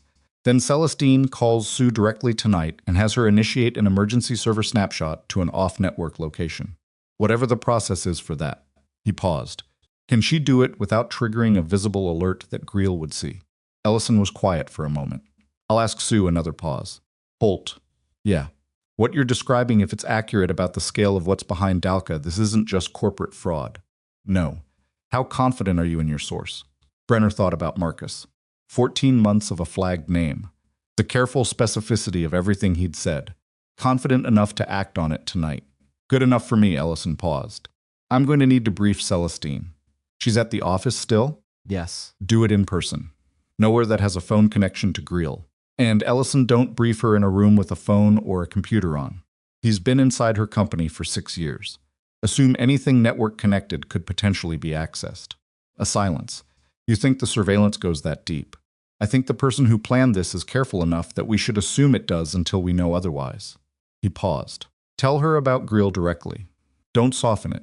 She's already half there herself. She wrote his name at the bottom of that page. She's waiting for confirmation, not for softening. Agreed. Ellison's voice was clipped now, not harsh, just compressed, all the energy directed at what needed doing. I'll call you in 90 minutes with where we stand. I'll be up. He hung up. The house was quiet. He went to the kitchen and found the rotisserie chicken and pulled it apart without particular grace. He had never been a skilled dinner prepper, cooking being one of the domains where he had always operated on practicality rather than craft. He made plates, found some salad material in the refrigerator, put everything on the table, and went to get Nora. She was reading cross-legged on the bed, shoes off, the library book open across her knees, and she looked up with the particular expression of someone in the middle of something important who is willing to take a brief interruption. Her mother had read the same way, cross-legged, absorbed, slightly reluctant to surface. Dinner, he said. Is it the chicken? It's the chicken. Is it actually good chicken? Nora. Because sometimes rotisserie is dry. She said it with the specific food criticism of a child whose parent has fed her too many quick meals and who has developed opinions accordingly. Come see for yourself. She bookmarked her page, put her shoes on without being asked, which she did inconsistently, and which he always silently noted, and followed him to the kitchen. She ate 2 full pieces of chicken with the appetite of someone who had apparently not been offered sufficient snacks during the school day. And she told him about the science unit and about a girl named Preeta who had laughed very loud at something and gotten in trouble for it, and about the library book, which was about a girl who sailed around the world alone and which Nora had opinions about regarding the navigation methods used. He ate and listened and said the right things at the right intervals. He was very tired. Not physically, he'd operated on much less sleep and harder conditions than this. But there was a specific type of tiredness that came from spending an afternoon making rapid decisions in a compressed timeline with significant stakes, and then having to sit at a dinner table and be a present, functioning parent, and that tiredness had its own particular weight. Dad, Nora said. Yeah. She was looking at him with her mother's eyes, the watchful ones, the ones that didn't miss much. You're doing the thing. What thing? The thing where you're here, but you're thinking about something else. You get this. She made a face that was apparently an impression of his expression, involving a slight setting of the jaw and a fixed quality to the eyes. It was more accurate than he would have preferred. I'm here, he said. You're mostly here. She pulled a piece of chicken apart. Is the work thing bad? He thought about this honestly. He had a policy with Nora as much honesty as she could handle, which was more than most adults assumed. It's complicated, he said, but it's going to be okay. Are you going to fix it? Working on it. She considered this. Okay. She went back to the chicken with the practical acceptance of a child who has learned to trust certain statements and has identified this as one of them. Can I swim before breakfast tomorrow? We'll see what time you wake up. 6:30. We'll see, he said again. She accepted this with the patience of someone who has extensive experience with parental non-answers and has learned to interpret them as probable yeses. After dinner, he washed the dishes by hand. The kitchen had a dishwasher, but he found the manual process steadying, the warm water and the specific physical simplicity of it, and he had found that since leaving the service, he needed moments of that kind of simplicity scattered through difficult days. He got Nora to bed by 8:30. She fell asleep within 10 minutes, the library book closed on the nightstand, the planet patch on her backpack visible in the half-light from the hallway. He went back to the main room. He sat in a chair that faced the door. He didn't turn on a light. At 9:47, his phone buzzed. Ellison Sue pulled the server snapshot at 8:15. It's on an encrypted off-network drive in her personal vehicle, which is parked at a location she hasn't disclosed to anyone except me and Celestine. His voice was steady, but there was something compressed in it, the compression of a professional managing a situation that was larger than he'd been prepared for. Both analysts have their laptops offline. Physical drives secured. Good. Celestine is at the Meridian. Different vehicle, different driver. A pause. I briefed her about Greel. How'd she take it? A silence that said more than words would have. She sat with it for about 3 minutes without saying anything. Then she asked me what the next step was. Another pause. She didn't cry. I thought she might, but she didn't. She won't, Brenner said. Not about this. Not right now. No. Ellison's voice carried something in it, not admiration exactly. More like a soldier's recognition of another soldier. She told me to thank you. For the server suggestion. Tell her she can thank me when this is over. I'll pass that along. Ellison paused. There's something else. Go ahead. Greel didn't come to the office today after the news of the Café incident broke. He sent a message saying he was working remotely.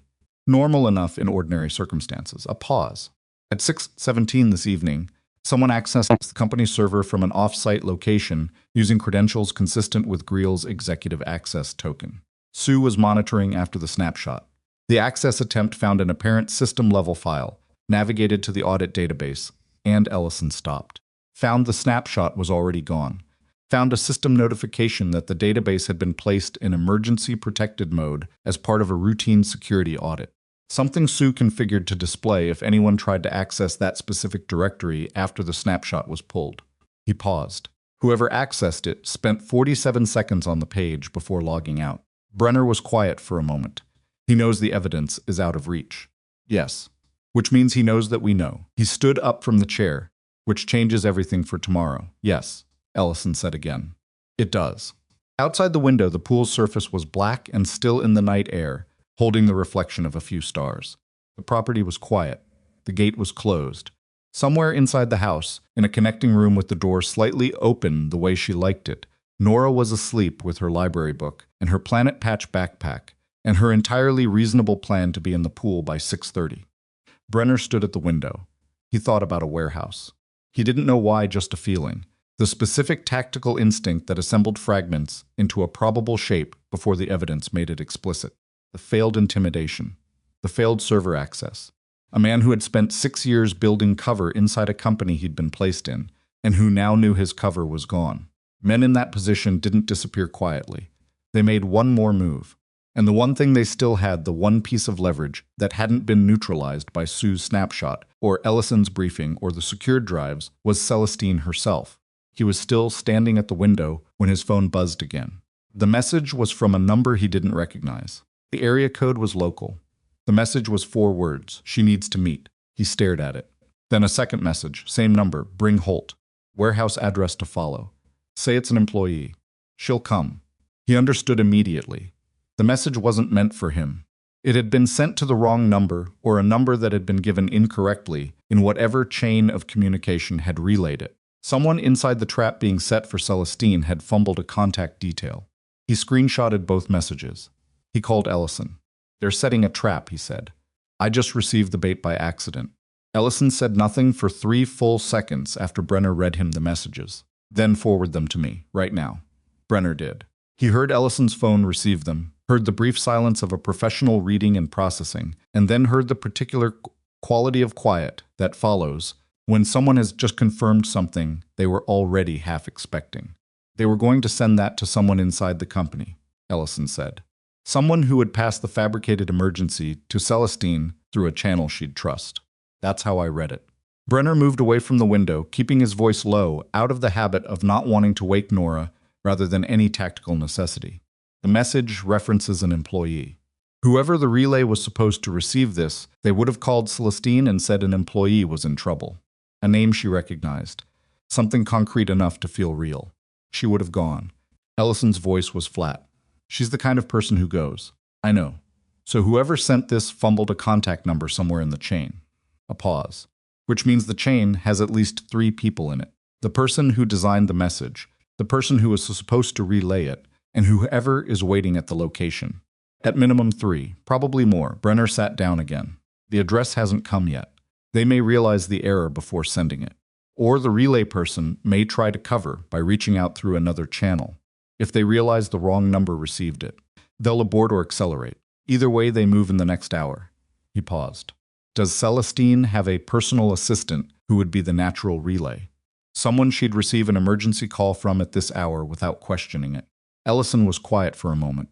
Her assistant is a woman named Petra. Young, mid-20s, been with Celestine 3 years. Celestine trusts her completely. He paused. If someone fed Petra a story convincing enough, can you reach Petra right now? Yes. Do it. Without telling her why until you understand what she's been told, if anything. If she's already been contacted and given a story to pass to Celestine, you need to know what the story is. On it. A brief pause, Ellison shifting modes, the sound of a second call being queued. Hold. The line went to a brief silence. Brenner stood and walked the perimeter of the main room in the dark, something he'd done in various locations across various years, the specific physical habit of moving through a space to understand it while your mind worked on something else.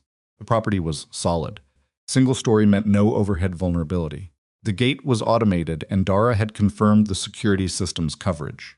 Nora was asleep 30 feet away. He was calculating the distance to Whitmore Elementary. From this property 7 minutes, he'd clocked it that afternoon when Ellison came back. Petra was called 40 minutes ago. His voice had an edge in it now. By someone claiming to be from corporate HR, using a company phone number she recognized, which means the call was either spoofed or placed from inside the building using a company line. She was told that a warehouse employee named Daniel Rusk had made a distress call to a senior staff line and specifically asked for Celestine by name. Said he had information about internal corruption that he was afraid to put through official channels. Brenner was quiet. She hadn't called Celestine yet, Ellison continued. She was trying to verify through HR first.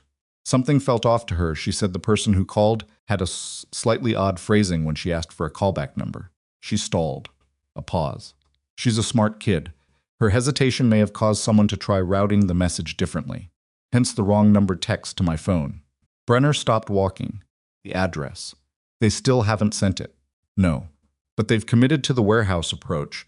The message said warehouse address to follow, which means they have a location. They've prepared it. Another pause. Brenner, we need to know where it is. Marcus might have something on Dalka's physical properties. Give me 5 minutes. He called Marcus. Marcus, to his credit, answered with the focused alertness of someone who hadn't been asleep regardless of the hour. When Brenner described the situation, the messages, the fabricated employee story, the warehouse reference, Marcus was already moving. Dalka's transport subsidiaries operate 3 warehouse facilities in the greater San Diego area. One is active daily freight, 2 visible. One is technically leased, but hasn't had documented activity in 8 months. A brief pause, the sound of something being pulled up on a screen. The third is in the Otay Mesa area, industrial corridor. Registered to a subsidiary of a subsidiary, which is the kind of layering you use when you want an address that doesn't trace back immediately. It's been on our watch list as a possible secondary facility for non-manifest operations. That's the one. Almost certainly. Another pause. Brenner, I need to tell you that I've spent the last 2 hours moving the official engagement process as fast as I can move it. There are federal investigators who should have eyes on this situation, and I have a call scheduled for 6 a.m. that should accelerate the timeline. 6 a.m. doesn't help tonight. No, it doesn't. Marcus's voice was steady and honest, which Brenner appreciated. What's your read on Ellison's capacity to manage the physical situation? He's good. He has people. But if the warehouse has Dalka's full operational crew supporting it, contain Celestine. Don't let her go anywhere near that address. That's the only certain win tonight. Marcus paused. If they can't get her to come to them, the trap fails. And if the trap fails twice in one day, they're out of moves. The evidence is secured, the inside access is burned, and the external intimidation has failed twice. Brenner understood the logic. They fold, or they run, or they do something desperate, which is worse than a trap because desperate people are unpredictable. Marcus's voice was careful. I want federal people on site at that warehouse tonight. I'm working on that, but it takes longer than I'd like. How long? Best case, 2 hours from now, if things move right. Brenner looked at his watch. It was 10:19. I'll call you at midnight, he said. He called Ellison back. He gave him the address. He gave him Marcus's assessment. Then he said, the objective tonight is simple. Celestine doesn't move. The warehouse exists. Federal engagement is 2 hours away at best. In the meantime, you hold the line, agreed. Ellison paused. She's going to want to do something, I know. She has a particular quality where she hears a plan and immediately starts generating modifications to it. Tell her the plan is already modified and any further modification is a liability. He paused. Or tell her Brenner said sit down and she'll know what it means. A short silence that might have been Ellison almost smiling. I'll pass that along verbatim. A pause the employee. Daniel Rusk. Celestine says there's no one by that name in the company. Fabricated. Yes, but she's going through her employee roster anyway to be certain. She said she wouldn't feel right not checking even if she was 99% sure. Brenner didn't say anything to that. It was the kind of thing you couldn't argue with the 1% check that a certain type of person made because their conscience required it. It was also the kind of quality that Rourke and Warren Greal had counted on when they designed the bait. They knew her. They'd studied her. They knew she'd respond to a vulnerable employee, that she wouldn't wait for protocol when someone was frightened and asking for her specifically.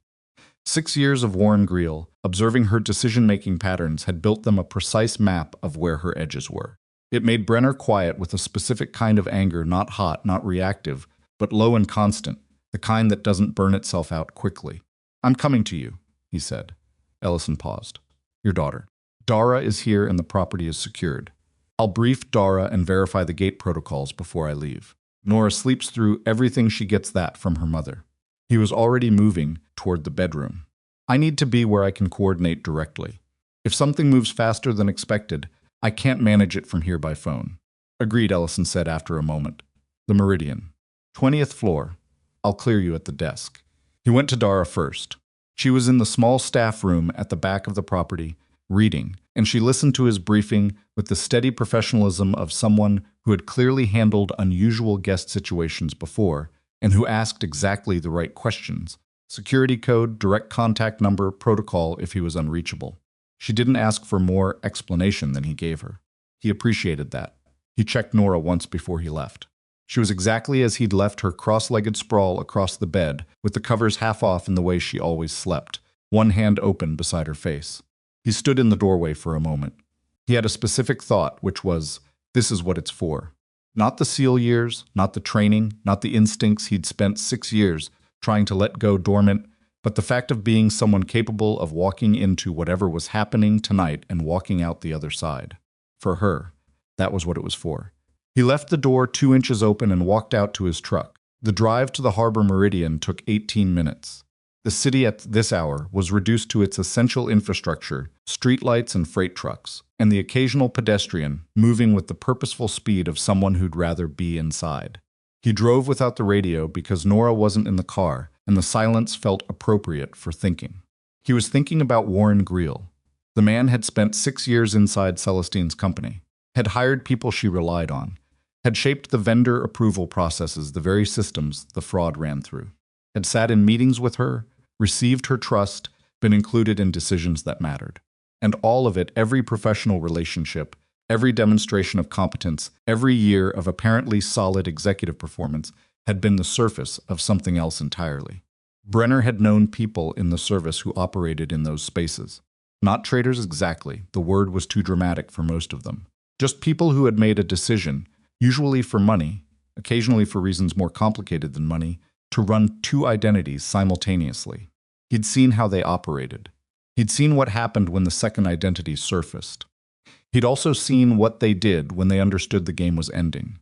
The Harbor Meridian was a glass tower on the waterfront, its upper floors lit against the night sky in a way that made the building look like it was still conducting business.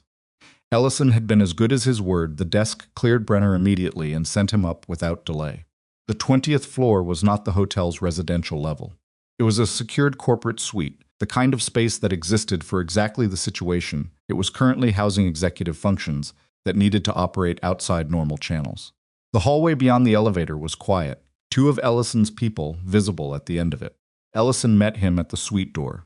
He was in the same clothes from the cafe, jacket off now, sleeves rolled. He looked like a man who had not stopped working since 2 o'clock that afternoon, which was accurate. He shook Brenner's hand once, which was the greeting of people who had moved past introduction directly into operational relationship. "She's in the main room," Ellison said quietly. "She's been on her laptop for the past hour running through vendor documentation. I took her phone and gave her a burner. She let you take her phone?" I explained why. She handed it over without argument, a slight pause. "She asked if you were coming." Brenner said nothing to that. He went into the main room.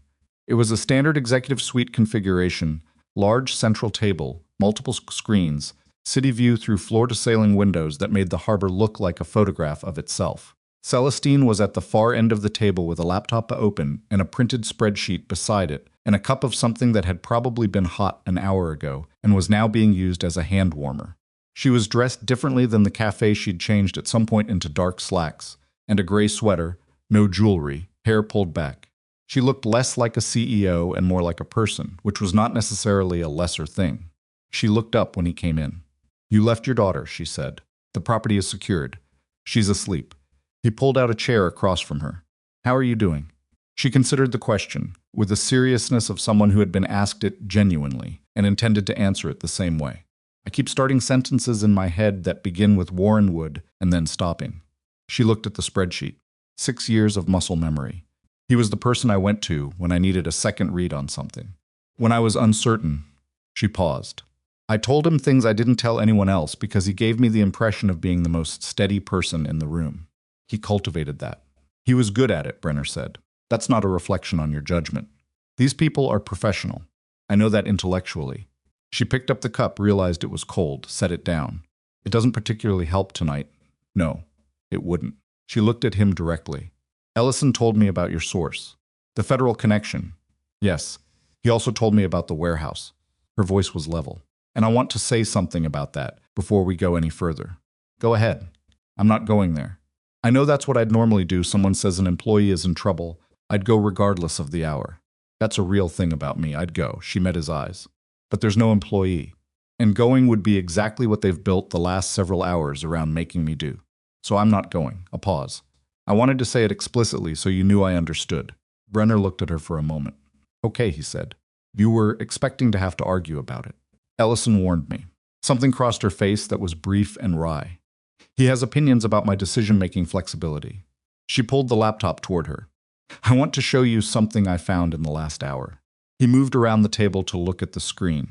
She had been working through the vendor payment data, the same audit files that Sue had snapshot and secured. She'd pulled the records onto the burner laptop and had been cross-referencing transaction dates against company calendar records. What she'd found was a pattern that the audit's financial analysis had captured but hadn't yet contextualized. The payment spikes the periods when the fraudulent vendor transfers were highest corresponded consistently with specific windows in the company's operational calendar. Product launch periods, she said. Every time Arkwright has a major product release or a significant funding round, the payment volume to Dalka's subsidiaries increases by 30 to 40% for the 6 weeks surrounding it. She pointed to a column of dates. Warren was in charge of budget allocation during those windows. The increased activity was buried in the elevated overall spending of launch periods. Nobody looked twice because everything costs more when you're pushing a major release. Brenner studied the screen. He timed the extractions to hide inside normal cost increases. Exactly. And the specific amount she scrolled down. They vary. They're not consistent round numbers, which is what you'd expect from someone trying to avoid detection. They look organic. Different amounts each time, different subsidiary recipients, different stated services. She sat back. This wasn't improvised. Someone designed this very carefully before Warren ever walked into my building. The person above Dalka. She looked at him. Ellison told you about that. My source told me. Dalka is operational. Someone else is directional. Celestine was quiet for a moment. She had the expression of someone standing at the edge of an idea they hadn't fully let themselves reach yet. How much of my company's history is connected to this? How deep does it go? I don't know. Not yet. He said it honestly. The federal investigation will answer that better than we can tonight. My company, she said it quietly, with a weight that had nothing to do with money. I built this company from an air mattress and a business plan that everyone told me was too ambitious. 10 years. Every decision, every hire, every product line.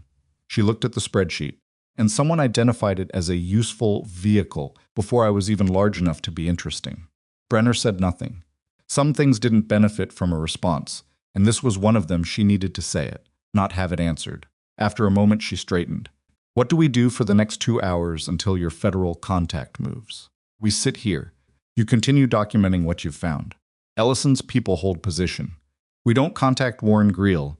We don't signal that we know about the warehouse, and we don't give anyone a reason to accelerate their timeline. Passive, strategically passive.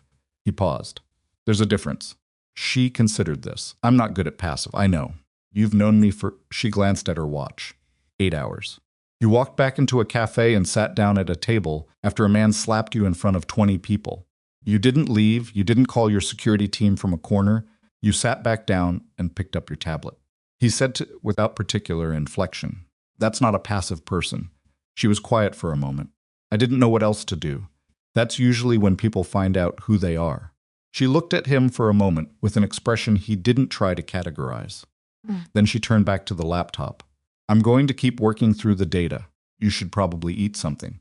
Ellison keeps a supply of reasonably terrible energy bars in the side cabinet. I'll find them. He did. The energy bar was chocolate-flavored in the aspirational way of food that shares nothing else with chocolate.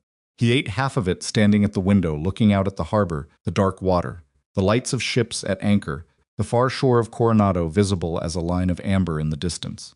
The city was doing what cities did at this hour, which was less sleeping than reducing. The volume of everything turned low but not off. At 11:40 his phone buzzed. Marcus. We have eyes on the Otay Mesa location, Marcus said. 2 vehicles outside.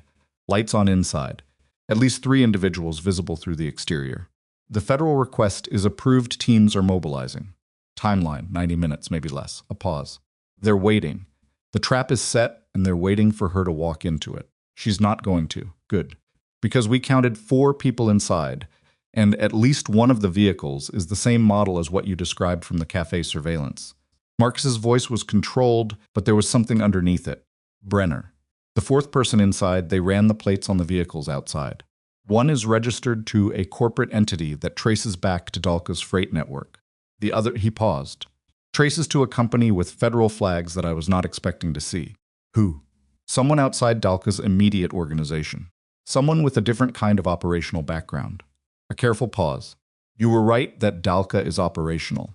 The person at that warehouse tonight may be the directional layer showing up in person, which is unusual, which suggests they're taking this seriously. Or panicking, or both. Marcus's tone was measured. Don't let anyone go near that warehouse. I mean anyone. Ellison's people, private security, nobody moves on that location. Let the federal team take it clean. Understood. I'll call when the team is on site. Brenner put the phone down. He turned to find Celestine watching him from across the room. She had stopped pretending to look at the laptop. How long? She asked. 90 minutes, she nodded. Then, there's someone there. Isn't there? Not just Rourke's people. He considered how much to say and decided she'd earned the truth. Possibly. We don't know yet. Someone above Rourke. Possibly, she absorbed this. She looked at the window, the city, the harbor, the same view he'd been looking at. I want to understand something. The whole picture. She said it quietly. Not just the part that affects my company. The whole thing. When the investigation concludes, you'll be briefed. That's the right channel for the whole picture. That could take months. Yes. She didn't push further.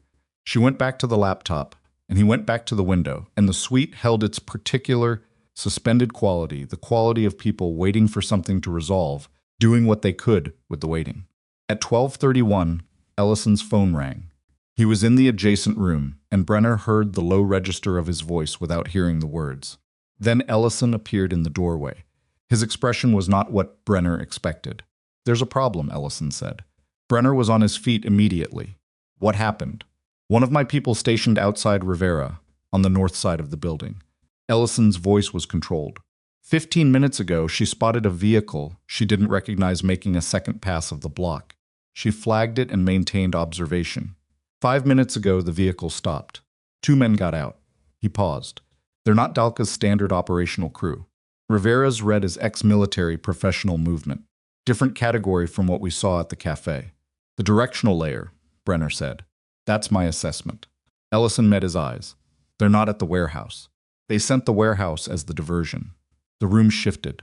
It was not a physical thing. Nothing moved, no sound.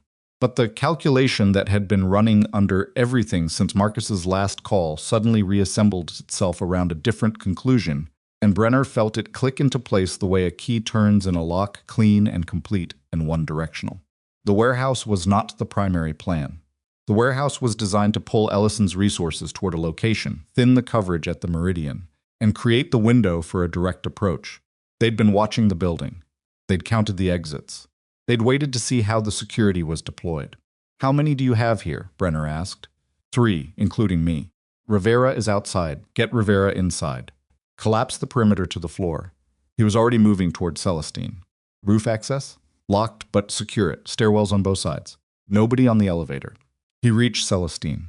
She had stood up when the tone changed, already reading it. We need to move you. Where? Different room. Ideally the interior of this floor, no windows. He looked at Ellison. What's the layout? Conference room, interior, 20 feet from here. No windows, one door. Go, he said it to Celestine. She didn't argue. She picked up the burner laptop and moved. The next 40 minutes were not what movies suggested they would be. They were not loud or fast or cinematic. They were the specific grinding tension of professionals managing a threat that existed at the boundary between possible and confirmed 2 men outside, who might move and might not.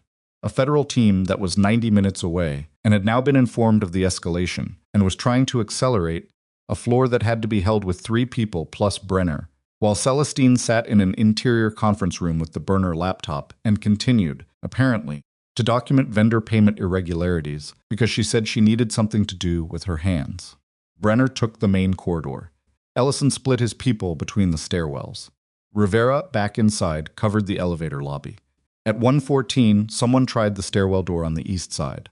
Ellison's voice on the radio, flat and immediate, contact east stairwell.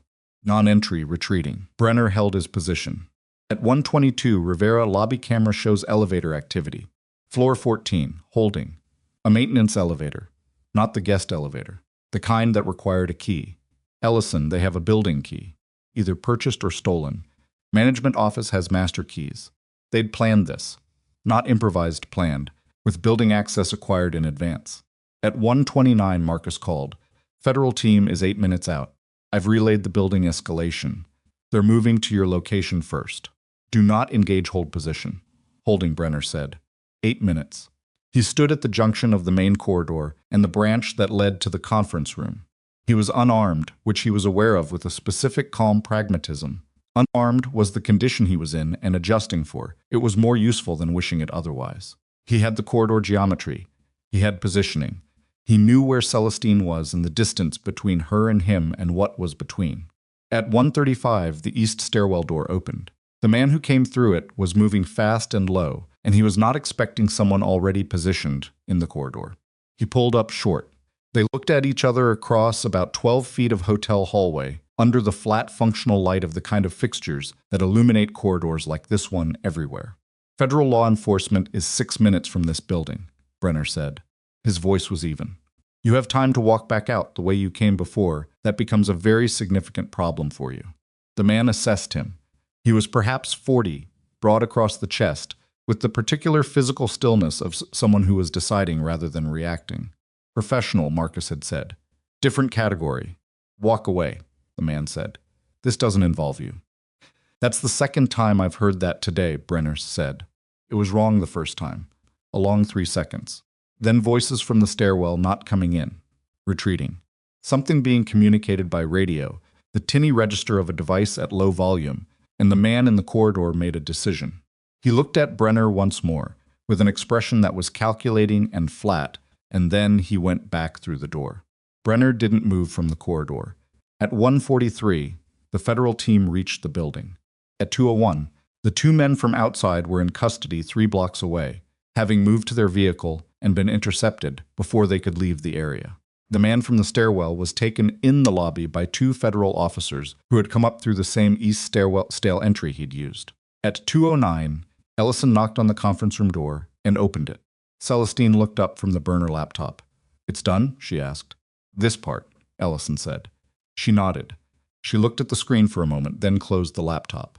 She sat back in the conference room chair utilitarian, slightly uncomfortable, the kind of chair that no one had ever chosen for comfort. She put both hands flat on the table. She took a breath, let it out. She didn't look relieved. She looked the way people look after sustained high-tension releases, not light, but emptied. Like a container that's been under pressure and has finally been allowed to equalize. Brenner came into the room. Your daughter, she said immediately. She's fine. Property hasn't been approached. I have Dara's confirmation from 20 minutes ago. He sat down across from her. Nora's asleep. She doesn't know anything happened. Celestine looked at the table. She's going to want to use the pool in the morning. She's had it planned since we arrived. She should use it. She will.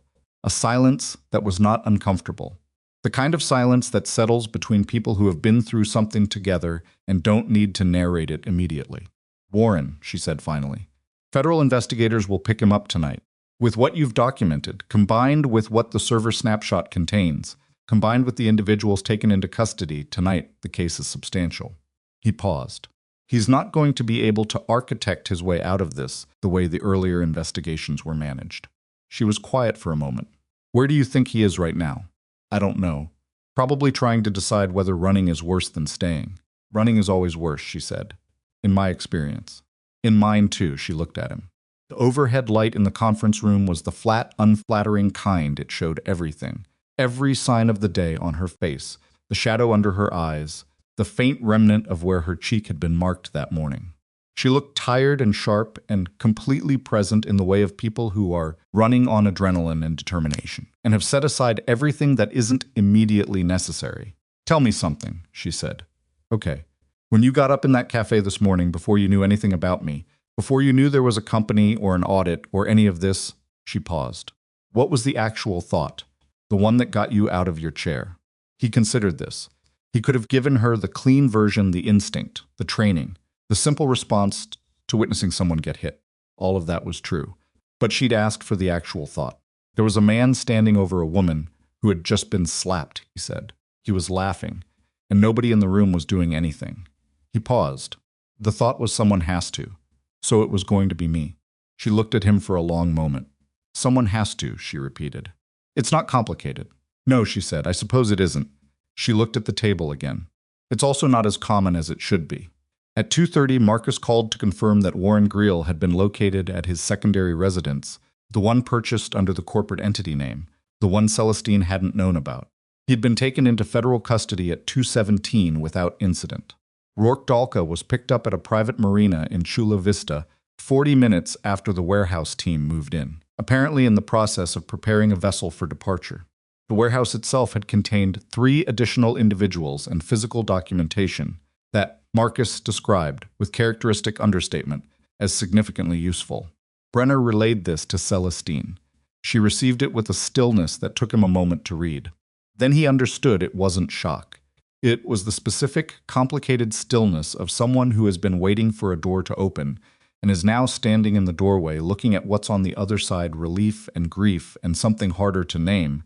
The particular weight of learning that a person you trusted for 6 years had never been who you thought. It's over? She asked. This part of it, he said. There's going to be a significant process. Investigations, depositions, restructuring. It won't be fast. But this part. Yes, she was quiet for a long moment. I'd like to go back to the property, she said finally. The Carmel Valley one. Not tonight, it's too late to drive out there at this hour. But in the morning. She paused. I'd like to see that pool that your daughter has apparently been planning for since she arrived. I can arrange that, Ellison said from the doorway, where he'd appeared without either of them noticing. Celestine looked at him.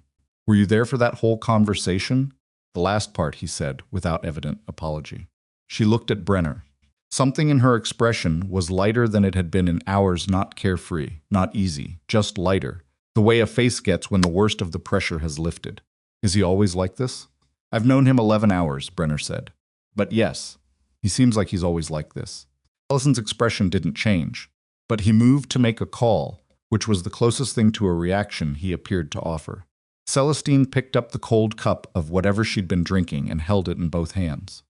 Outside the window, the harbor was doing what it did at 2 a.m, moving quietly, lights still on the water, the city reduced but not stopped. She was 30 years old.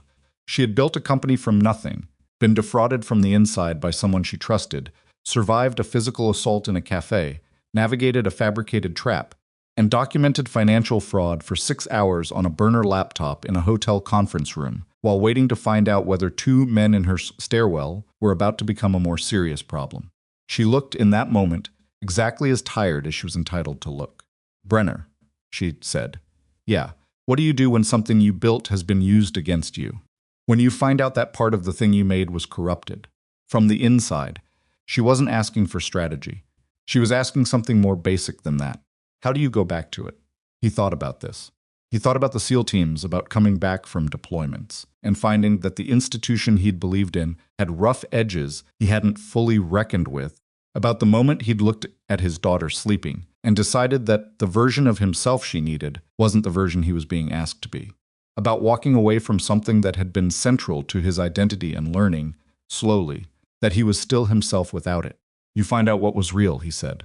The parts that were real, the work, the people, the thing you were actually trying to build that's still yours. What someone else did with it doesn't change what it was for you. He paused. It changes things. It changes the story, but it doesn't erase the decade. She held the cold cup. She didn't say thank you. She didn't say anything for a moment. She just sat with it the way people sit with something true when they've been given it plainly and are deciding how much of it to take in. Then she said, get some sleep. You have a daughter who's going to be at that pool door at 6:30. He almost smiled. She'll probably make it 6. Then you have 4 hours. He stood. He collected his jacket from the back of the chair. At the door he paused. Celestine, she looked up. The audit documentation you've been building tonight. Don't send it to anyone through a company channel yet. Use Sue's direct line. He paused. Until you've completed a full review of who else in the organization may have been Greal's appointment, treat every internal channel as potentially compromised. She met his eyes. How long does that level of caution stay necessary? Until the investigation tells you otherwise. He paused. I'll help you build a list in the morning. People who were there before Greel, people whose hiring he influenced, reporting lines and access levels. It doesn't have to be permanent caution, just current caution. Current caution, she repeated. Yes, she held his gaze for a moment, and in it was the compressed acknowledgement of someone who understood that the offer he'd just made to sit down in the morning and help her begin to rebuild. The trust architecture of her company was larger than it appeared on the surface. "Good night, Brenner," she said. "Good night." He walked out through the suite, nodded to Rivera, who was still at her post with the particular endurance of a professional who understood that shifts didn't end until they ended, and took the elevator down. In the lobby, the night staff were doing what night staff do, the quiet maintenance of a building that never fully went dark. One of the federal officers was speaking quietly with the building manager near the desk, paperwork visible, the first of what would be many conversations in many buildings in the days ahead.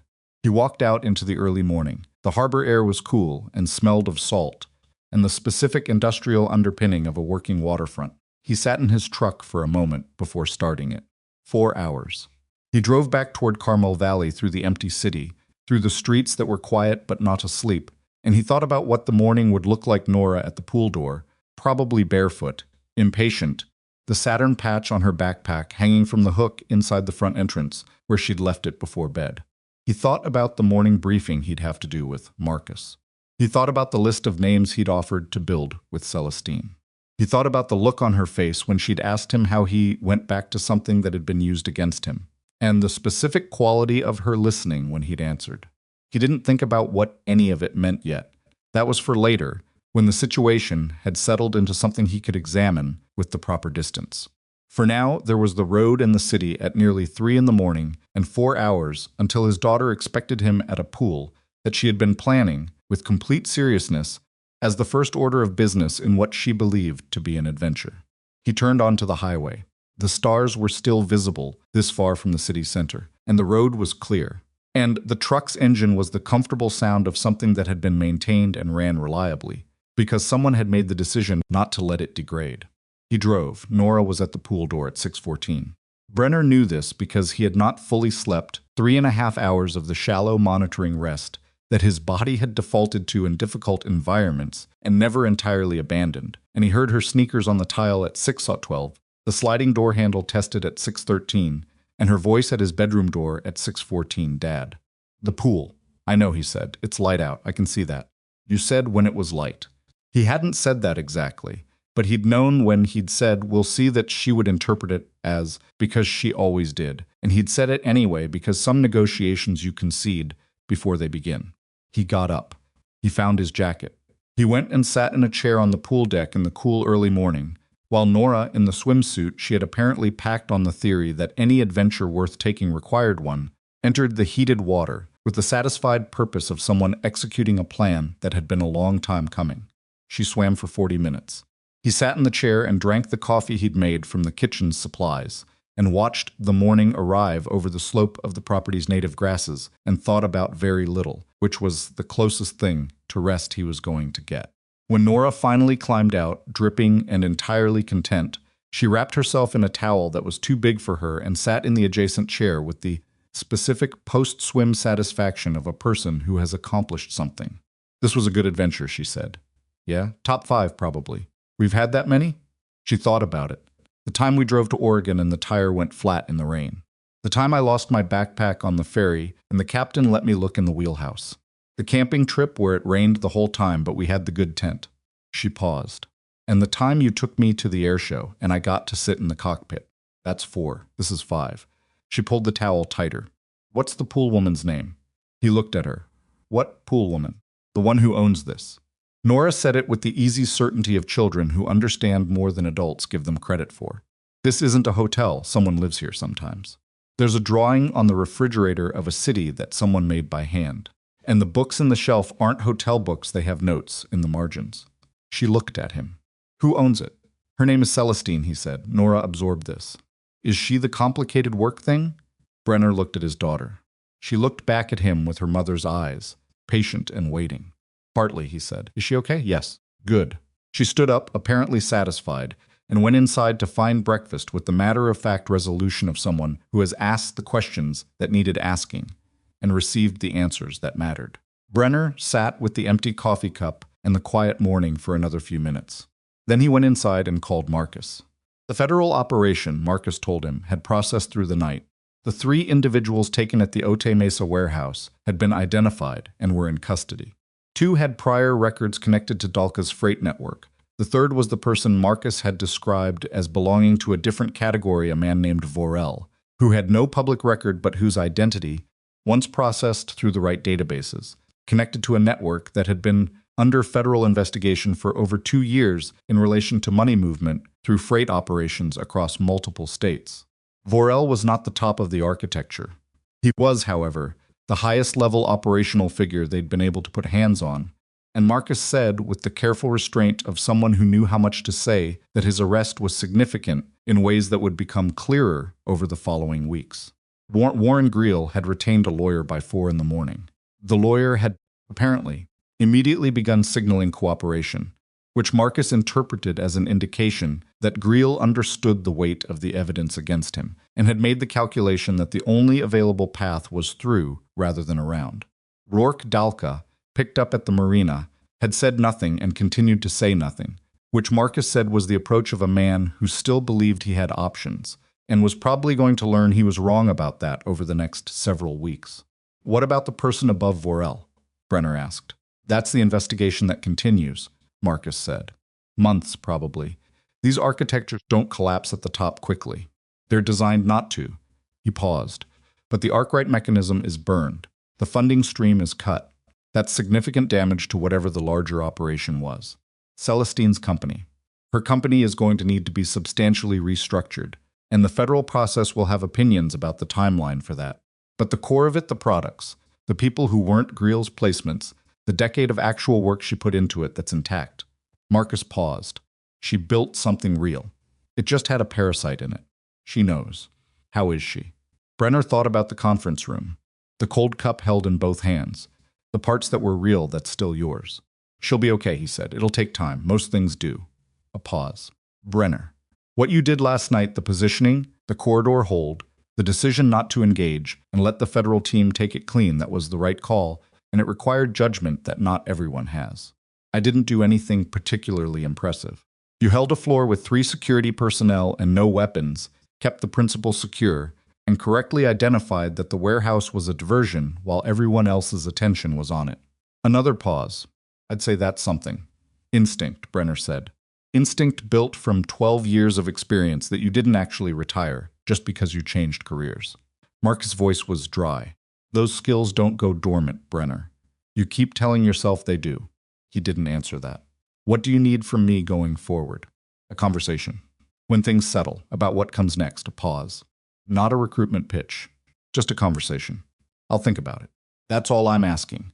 He hung up. Through the kitchen window, he could see Nora eating cereal at the counter, standing up because she always stood at counters rather than sitting at tables when she had the choice, reading something on his old tablet that she'd found in his jacket pocket. The morning light caught the side of her face, and she looked just for a moment in the specific trick that light and angle sometimes play, so much like her mother that it stopped him in a way that was no longer sharp, but still had weight. 6 years. He had been doing this alone for 6 years, and he had been mostly okay at it, and Nora had grown into a specific, competent, watchful person who checked whether pool water was heated and ranked her adventures and understood more than she let on. He had done that. That was real. Nobody had put a parasite in that. He went inside and made more coffee and stood at the counter next to his daughter and looked at what she was reading, a science article about ocean currents, apparently a continuation of the school unit, and they stood there together in the kitchen of someone else's house in the early morning, and it was, in its way, completely fine. Celestine arrived at 9:30. She came in a different car than the one Ellison usually drove her, in a plain sedan, no corporate plates, and she was dressed the same way she'd been at the Meridian, dark slacks, gray sweater, hair back. No attempt at the polished CEO presentation. Just a person arriving at a house on a morning after a very long night. Brenner met her at the door. She looked tired in the uncomplicated physical way, the kind that sleep would eventually catch her, but her eyes were clear. The mark on her jaw had settled into a faint shadow that would be gone in another day. "How did the pool go?" she asked. "Exactly as planned," he said. "Top 5 adventure, apparently." Something genuine moved across her face. High ranking. She takes her ranking seriously. He let her in. She came into the kitchen and stopped when she saw Nora, who was still at the counter, but had traded the tablet for a different cereal and was regarding Celestine with the open, evaluative attention of a child who has been told a name and is now attaching a face to it. "You're Celestine," Nora said. "I am." Celestine's voice with Nora was different than it was in boardrooms, or with Ellison, or even with Brenner, less managed. More direct in the way of someone who didn't have a habitual register for children and was therefore just talking to her like a person. "You must be Nora." "Yeah," Nora looked at her for a moment. "Your pool is really good. It's heated." "I'm glad." "Did you pick the temperature yourself?" I'm not sure. The property manager sets it." She paused. "I'll find out." "It's good at the current temperature," Nora said, with the tone of a person offering a professional assessment. "I wouldn't change it." Celestine looked at Brenner briefly with an expression he recognized as the specific suppressed reaction of an adult who has just encountered a child being unexpectedly composed. "I'll pass that along," Celestine said. Nora seemed satisfied. She returned to her cereal. Celestine moved to the far side of the kitchen, and Brenner poured her coffee without asking, because the morning had already established that this was a reasonable thing to do, and she took it in both hands, the same way she'd held the cold cup at the Meridian, and stood beside him at the counter. "Marcus briefed me this morning," she said quietly, through Ellison. "The full picture as much as they're able to share at this stage." "Okay, Vorel," she said. "Do you know what his connection to my company actually was, beyond the funding mechanism?" "Not fully. That's part of what the investigation will establish." She looked at the counter. "The idea that someone identified my company before I was large enough to be interesting, before I had the market position that would make a fraud mechanism worth installing, the idea that someone saw what I was building and decided to put a hand inside it before I even knew I was worth watching." She paused.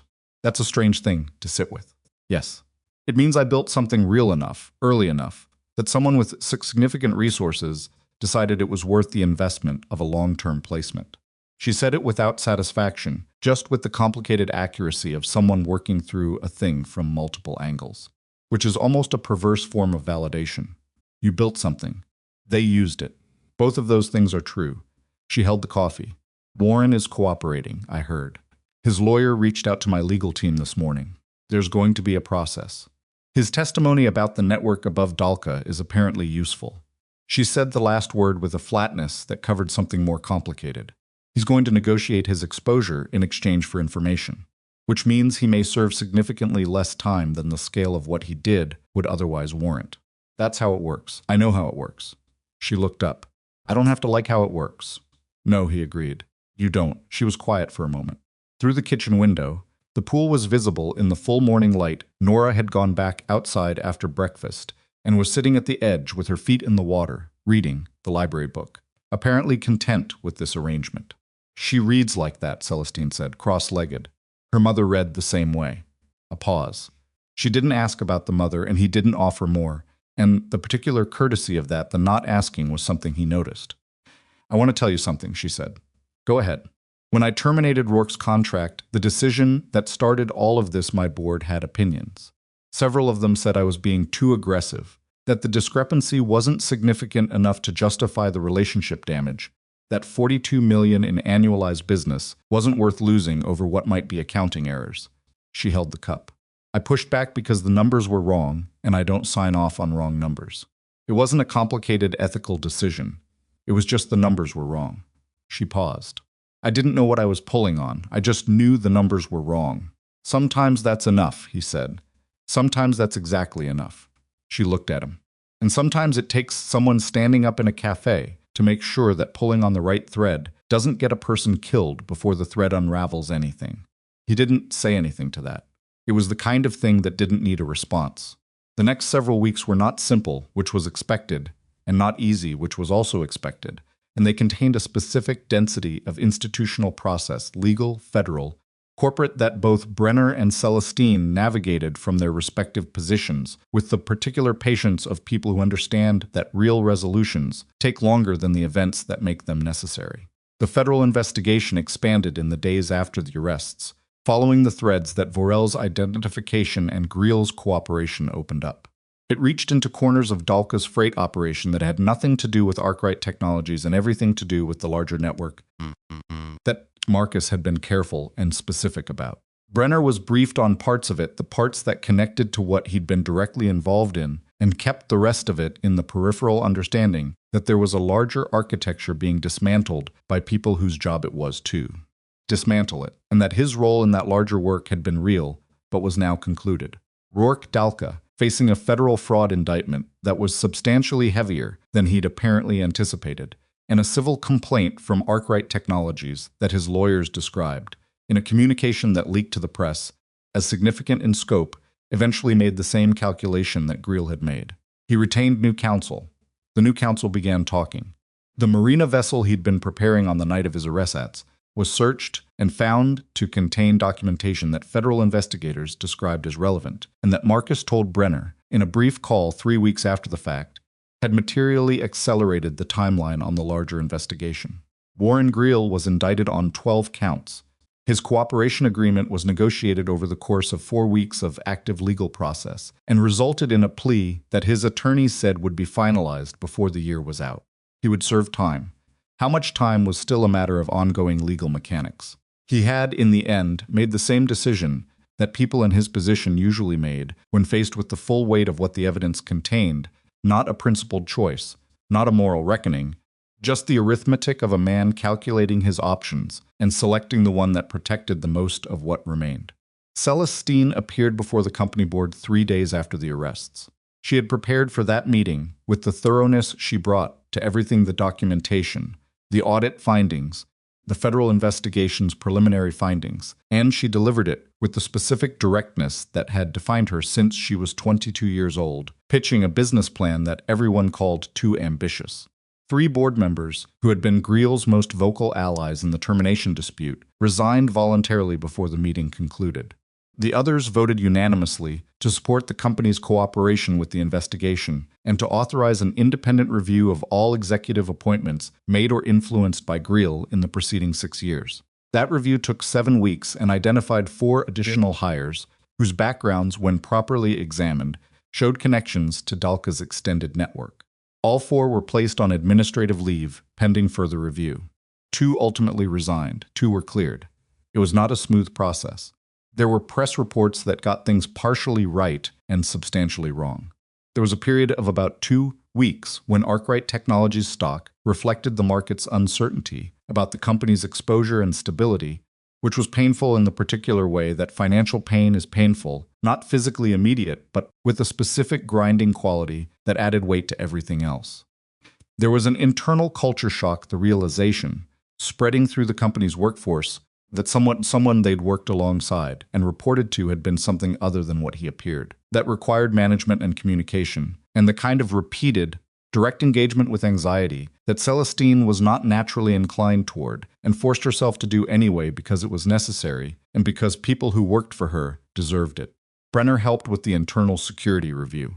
Not formally, not with a title, not through any official engagement, just practically, the way he'd offered at the Meridian when he'd told her about building a list of names. He spent 3 days at the company's offices in the first week, working with Ellison and the independent reviewers to map the access architecture Greal had controlled and identify the points where it needed to be rebuilt rather than patched. He drove himself there in his truck and parked it next to the corporate vehicles in the underground garage and wore the same denim jacket he'd worn in the Café, and nobody said anything about either of those things. His regular work, the garage, the client vehicles, the specific daily texture of an independent mechanic's schedule, continued in parallel. He dropped Nora at school at the regular time. He picked her up at the regular time. The adventure, as she called it, had been integrated into the general narrative of their life with the ease of childhood. Her questions about it satisfying themselves on the information she'd been given, and moving on to the next thing of interest. She did ask once whether Celestine had found out what temperature she used for the pool. He told her he would find out. The first time Celestine came to his garage, not the Carmel Valley property, his actual workplace, the space he'd built and maintained, and which smelled of oil and clean tools, and the specific productive order he'd imposed on it over 5 years, was a Wednesday, 3 weeks after the arrests. She came in a car she drove herself, which he noticed and said nothing about. She had called ahead, which he'd appreciated, and she came in and looked around the space with the genuine interest of someone who found operational environments more interesting than their surface suggested. "You keep this very organized," she said. "Helps me know what I have and where it is." He was finishing a brake job on an older model Subaru, and he didn't stop working, just spoke to her from under the car. "Is this a work visit?" "No. I needed to tell you something in person." She found a stool near his workbench and sat on it. She was in regular clothes today, not the CEO presentation, not the meridian gray sweater, just ordinary clothes that a person wore. The board approved a new division yesterday: corporate security and crisis prevention. Small, independent, operating with direct board oversight rather than through the executive chain. She paused. Ellison is involved in the structure, but the division needs a head. Someone who understands physical security, operational risk, and the board's specific language was organizational trust assessment, which I interpreted as someone who can identify when a company's internal architecture has been compromised.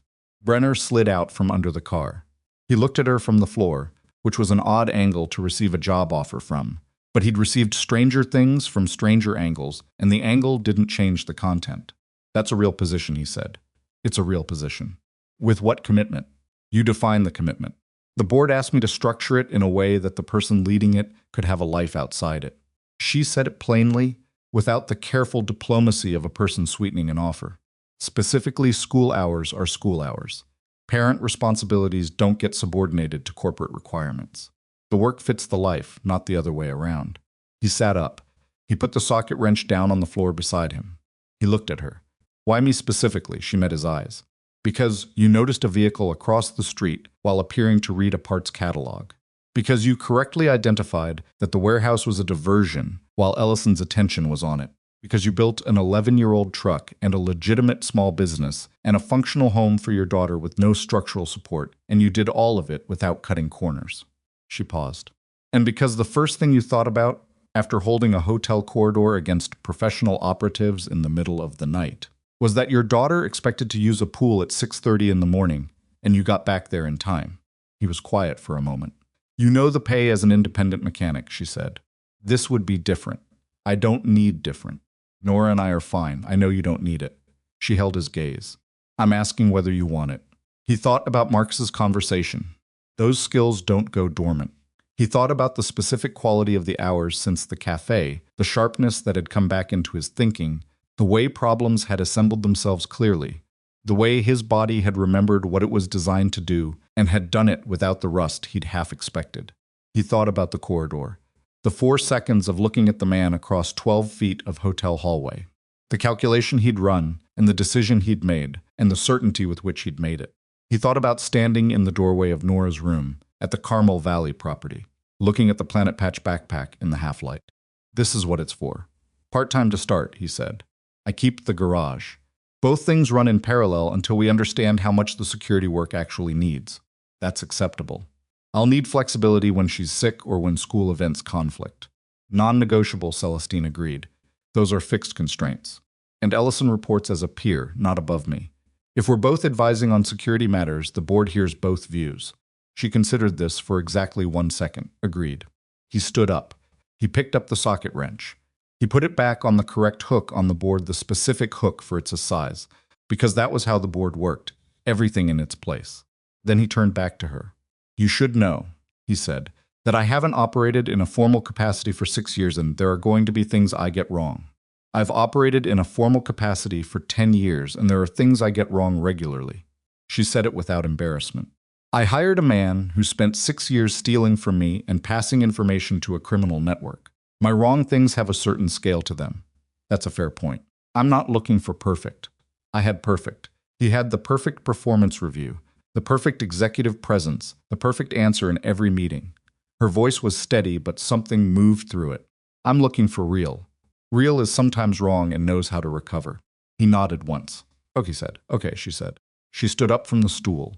She looked around the garage once more, the organized board, the clean floor, the Subaru with its brake job half finished.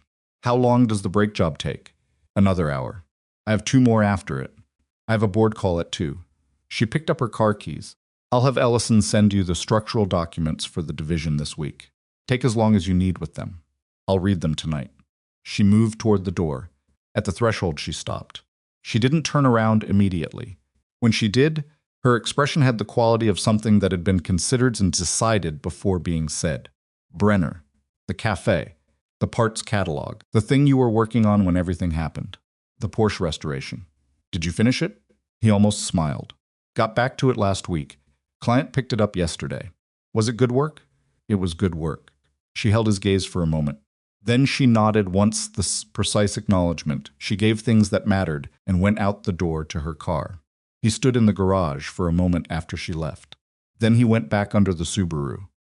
What followed was not a love story that moved quickly, because real things rarely do, and Brenner and Celestine were both people who had learned, from different kinds of difficulty, to be careful with things they couldn't afford to break. What followed was months of two people working alongside each other in the specific way that work creates proximity, not forced, not arranged, just the natural result of showing up in the same room and trying to solve the same problems over and over until you stop thinking of the other person as a context and start thinking of them as a constant. The security division launched with a staff of 4. Brenner kept the garage and ran both things in the way he'd said carefully, with the specific discipline of someone who knew what each commitment required and had made an honest assessment of his capacity before agreeing to anything.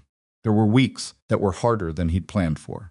There were client vehicles that took longer than estimated and security assessments that overran their timelines, and one occasion where Nora's school had a thing on a day that both things needed him, and he had to make a choice and made it without apology. Celestine never once questioned the choice. She came to the garage twice more over those months, both times with a specific operational question, and both times staying longer than the question required, which he noticed, and which she was almost certainly aware he'd noticed, and neither of them said anything about it directly for a considerable amount of time, because neither of them was in a hurry, and both of them had been burned, in their different ways, by things that moved faster than they could be properly understood. She met Nora properly on a Saturday in December, at a lunch that happened, because Brenner had mentioned he was picking Nora up from a friend's house near a restaurant. Celestine had mentioned once, and the chain of coincidence was thin enough that both of them recognized it as not quite coincidence, but also not quite arranged. Nora shook Celestine's hand when they were introduced an actual handshake, which she'd developed as a habit from watching Brenner, and which she deployed with the serious intentionality of a person who had decided handshakes were important and then asked Celestine whether she had decided about the pool temperature. I looked into it, Celestine said. The default setting is 82 degrees. That's right, Nora said. That's the right temperature. I thought you'd want to know. Yeah, Nora considered. You can keep it at that. Celestine looked at Brenner, who said nothing, because there was nothing to say that wouldn't be worse than silence. Nora, who was either more perceptive than she let on, or simply interested in the direct utility of information, also asked Celestine over that lunch what she did and how she'd started doing it, and Celestine told her, not the simplified version, the real one about the air mattress and the business plan and the 10 years, and the parts that had gone wrong and the parts that hadn't. Nora listened with the focused attention she gave things that interested her, which was its own particular endorsement. On the walk back to the car afterward, Nora said to Brenner, "She's like you." How so? She doesn't make things smaller to explain them. She thought about it. Most grown-ups make things smaller when they're talking to kids. She didn't. He looked at his daughter. She's okay, Nora said, with the definitive tone of someone whose verdict had been delivered. He said, good to know. The trial's federal proceedings against Vorel and the 2 other individuals taken at the warehouse, the criminal case against Rourke Dalka, the corporate fraud case against Warren Greel moved through the legal system across the better part of a year, with the dense, grinding pace of serious institutional process. Brenner was called to give testimony in a federal hearing in March, which he did with the same compressed directness he brought to everything, answering what was asked, adding what was relevant, stopping when neither of those things applied. Celestine testified 3 times across different proceedings, and each time emerged from the courtroom with the particular controlled exhaustion of someone who has done something hard and correctly and is permitted to feel the cost of it afterward, but not to stop. Rourke Dalka received a sentence in October that his attorneys immediately began appealing. The appeal was expected to take years and was expected to fail.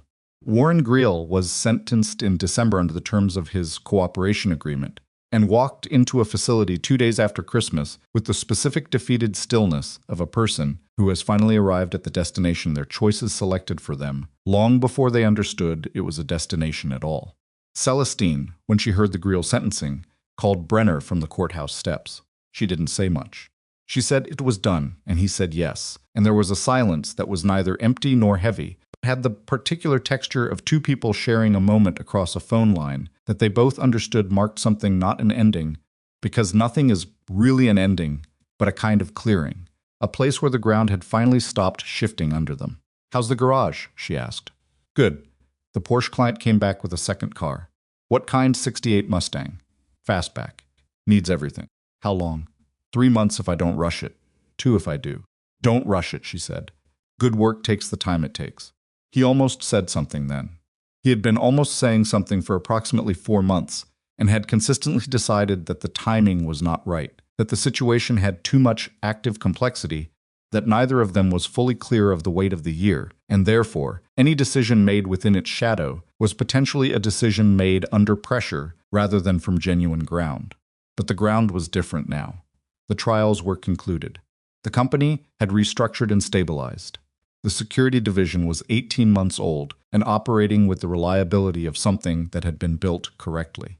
Nora was 9 and had a new library book and was in the middle of a science unit about tidal patterns and had announced that she wanted to visit the ocean before the end of the year to see the phenomenon described in Chapter 4. "Celestine," he said, "yes, Nora wants to see a tidal thing. Something from her science unit. The ocean." He paused. "I was thinking about next weekend. Torrey Pines. They have a good stretch of beach where the patterns are visible." A pause. He could hear the courthouse steps, in the background footsteps, a car passing, the ordinary public's sound of a city continuing around a moment that was only significant to the people in it. "Are you asking me to come?" she said. Not a question exactly. "Yes." A pause that was probably only 3 seconds and felt longer, not from tension but from the specific quality of a moment that both people recognize as a hinge point, the place where things go one way or another and both ways lead somewhere real. "What time?" she asked. 8. She wants to be there before it gets crowded. She plans things early, consistently. "I'll be there at 8, Celestine said. They were. All 3 of them at 8 in the morning on a Saturday in late autumn, on a stretch of beach at Torrey Pines where the tidal patterns moved in the way Nora's Chapter 4 had described, and Nora stood at the waterline in her sneakers that uplit at the heels and explained the mechanics of it to them with the serious authority of someone who had done the research and felt entitled to share the findings. Celestine listened with the focused attention she gave to things that interested her, which had turned out to include a broad range, and asked questions that Nora answered with evident satisfaction. Brenner stood a little behind them. He watched his daughter explain the ocean to a billionaire who was listening, like it was the most interesting thing she'd heard all week, and the morning light was the particular clean gold of late autumn at the coast. And the water moved in exactly the pattern the book had promised, and the 3 of them stood on the beach for 2 hours before anyone suggested leaving. On the drive back, Nora fell asleep in the back seat, the immediate, total sleep of a child who has used everything, and Celestine sat in the passenger seat of the 11-year-old truck, with the dent in the rear panel that Brenner kept meaning to fix, watching the coast road unspool in front of them. "She's going to want to come back," Celestine said quietly. "She'll want to come back with a notebook next time. Document the patterns. We should bring her." A pause. "Next time," he looked at the road. "Yeah," he said. "We should." She reached across the console and put her hand over his on the gear shift, not dramatically, not with any of the choreography that movies give those moments. Just her hand over his, warm from the morning, while the truck moved through the coast road and the November light came in at an angle over the water. He turned his hand over, held hers. They drove the rest of the way home without needing to say what it was, because it was what it was, and both of them were people who could recognize a real thing without needing to perform the recognition of it. 2 years after a Wednesday afternoon in a cafe called Harrow and Tyne, the 3 of them went back. There was no reason, except that Brenner and Celestine had both been separately in the neighborhood, she for a meeting, he for a parts supplier 2 blocks away, and they had arranged to meet for lunch. And Nora had a half day from school, and the cafe was there. They got a table in the corner. Not the table where Celestine had been sitting when Rourke walked in. That table was occupied by a college student with a laptop and 3 empty cups, but a table nearby that had the same mismatched chairs and the same slightly gold afternoon light through the old windows. The barista behind the counter was the same young woman who had been there 2 years ago, paint-stained fingers replaced by a small tattoo on her wrist that hadn't been there before, her hair a different color. She didn't appear to recognize either of them, which was fine. Nora ordered hot chocolate and studied the menu with the serious consideration of someone who intended to eat actual food and not just a pastry, and eventually ordered a sandwich that she declared was probably good based on what was in it, subject to revision. Celestine ordered coffee. Brenner ordered the same. Nora was explaining something about a project at school, something involving tide patterns, and a presentation she was building with 2 other kids, which she was not confident about because the other 2 kids had different ideas about the format, and she had not yet determined how to negotiate this. And Celestine was listening and asking the specific kinds of questions that helped rather than directed, and Brenner was watching the door out of habit, and the street out of habit, and the room out of habit, because some things became structural rather than effortful, and he had made his peace with that. The cafe was full in the ordinary way of a cafe on a Wednesday afternoon. Nobody was watching the exits. Nobody was sitting in a vehicle across the street with the engine running.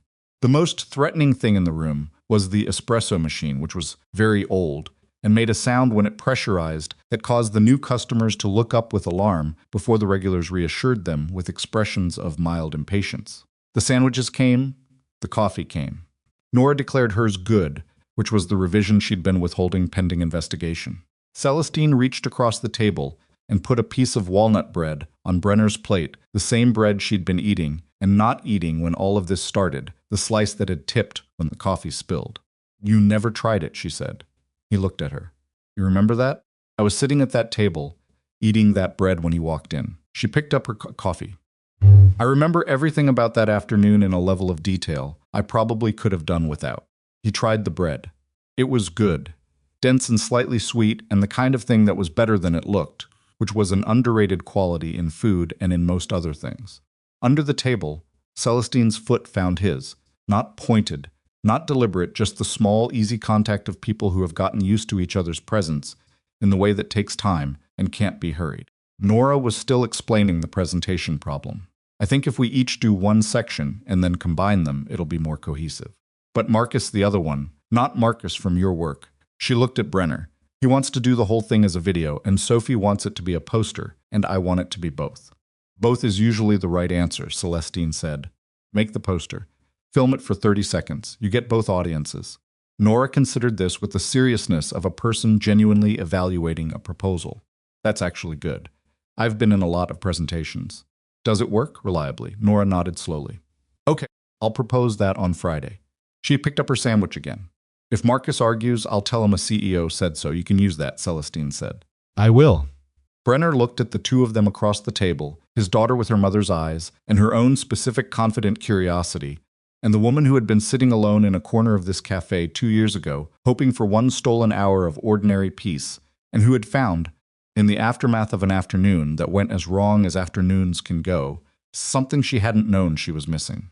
He thought about what Celestine had asked him in the conference room at the Meridian after everything had settled. How do you go back to something that's been used against you? How do you find what was real? He thought he understood the answer better now than he had then. You find the real parts by working with them, not by examining them from a safe distance, not by deciding in advance which parts survived and which didn't. You find them by continuing, by showing up and doing the work and letting the real things prove themselves over time in the way that real things do when you give them the conditions they need. The trick, if there was one, was knowing that the difficult thing, the loss, the betrayal, the years of operating alone in the specific way that grief makes you alone, even when rooms are full, was not the whole story. It was a chapter, a long and important chapter that shaped the person who eventually sat in a cafe on a Wednesday afternoon, next to a woman who had remembered exactly which bread had been on the table, watching his daughter negotiate a school presentation with the confident adaptability of someone who had been given the room to become exactly herself. He was not the same person he'd been when he left the SEALs. He was not the same person he'd been when his wife died. He was not even the same person he'd been when he walked into Harrow and Tyne 2 years ago with a parts catalog and a long afternoon ahead of him. He was this person, the one who had made specific choices and lived with the specific results of them and found, through the living, that the results were something he could stand in. He thought about what Nora had said when she was 6 years old, after her mother's funeral, in the specific solemn way of a child who has just learned something enormous and is trying to make it fit inside the world she already knows. Does sad stay, or does it get smaller? He had told her it got smaller, not gone smaller. It makes room. He had been right about that. He picked up his coffee. Outside the cafe window, San Diego was doing what San Diego did the afternoon light at the particular gold angle that the city managed in autumn. The slow traffic on the street, 2 teenagers on bikes, a delivery truck, an older woman with cloth grocery bags who looked in through the window briefly and then continued walking. Just a Wednesday afternoon. Just a table in a cafe with mismatched chairs and old windows and an espresso machine that alarmed the new customers. Just a man and a woman and a girl with a Planet Patch backpack hanging from her chair, eating a sandwich that had turned out to be good, building something that had no grand name for it but was, in the accumulated weight of its specific ordinary details, exactly what a life was supposed to feel like. Celestine set down her coffee. She looked at Brenner once, briefly, with the direct and private look of someone saying something without words that they have said before, and will say again, and which does not require performance to be real. He looked back. Outside, the afternoon continued. Inside, the 3 of them stayed a while longer, because none of them were in a hurry, and there was more bread on the table, and Nora had more to say about the presentation, and the coffee was still warm, and there was nowhere else any of them needed to be.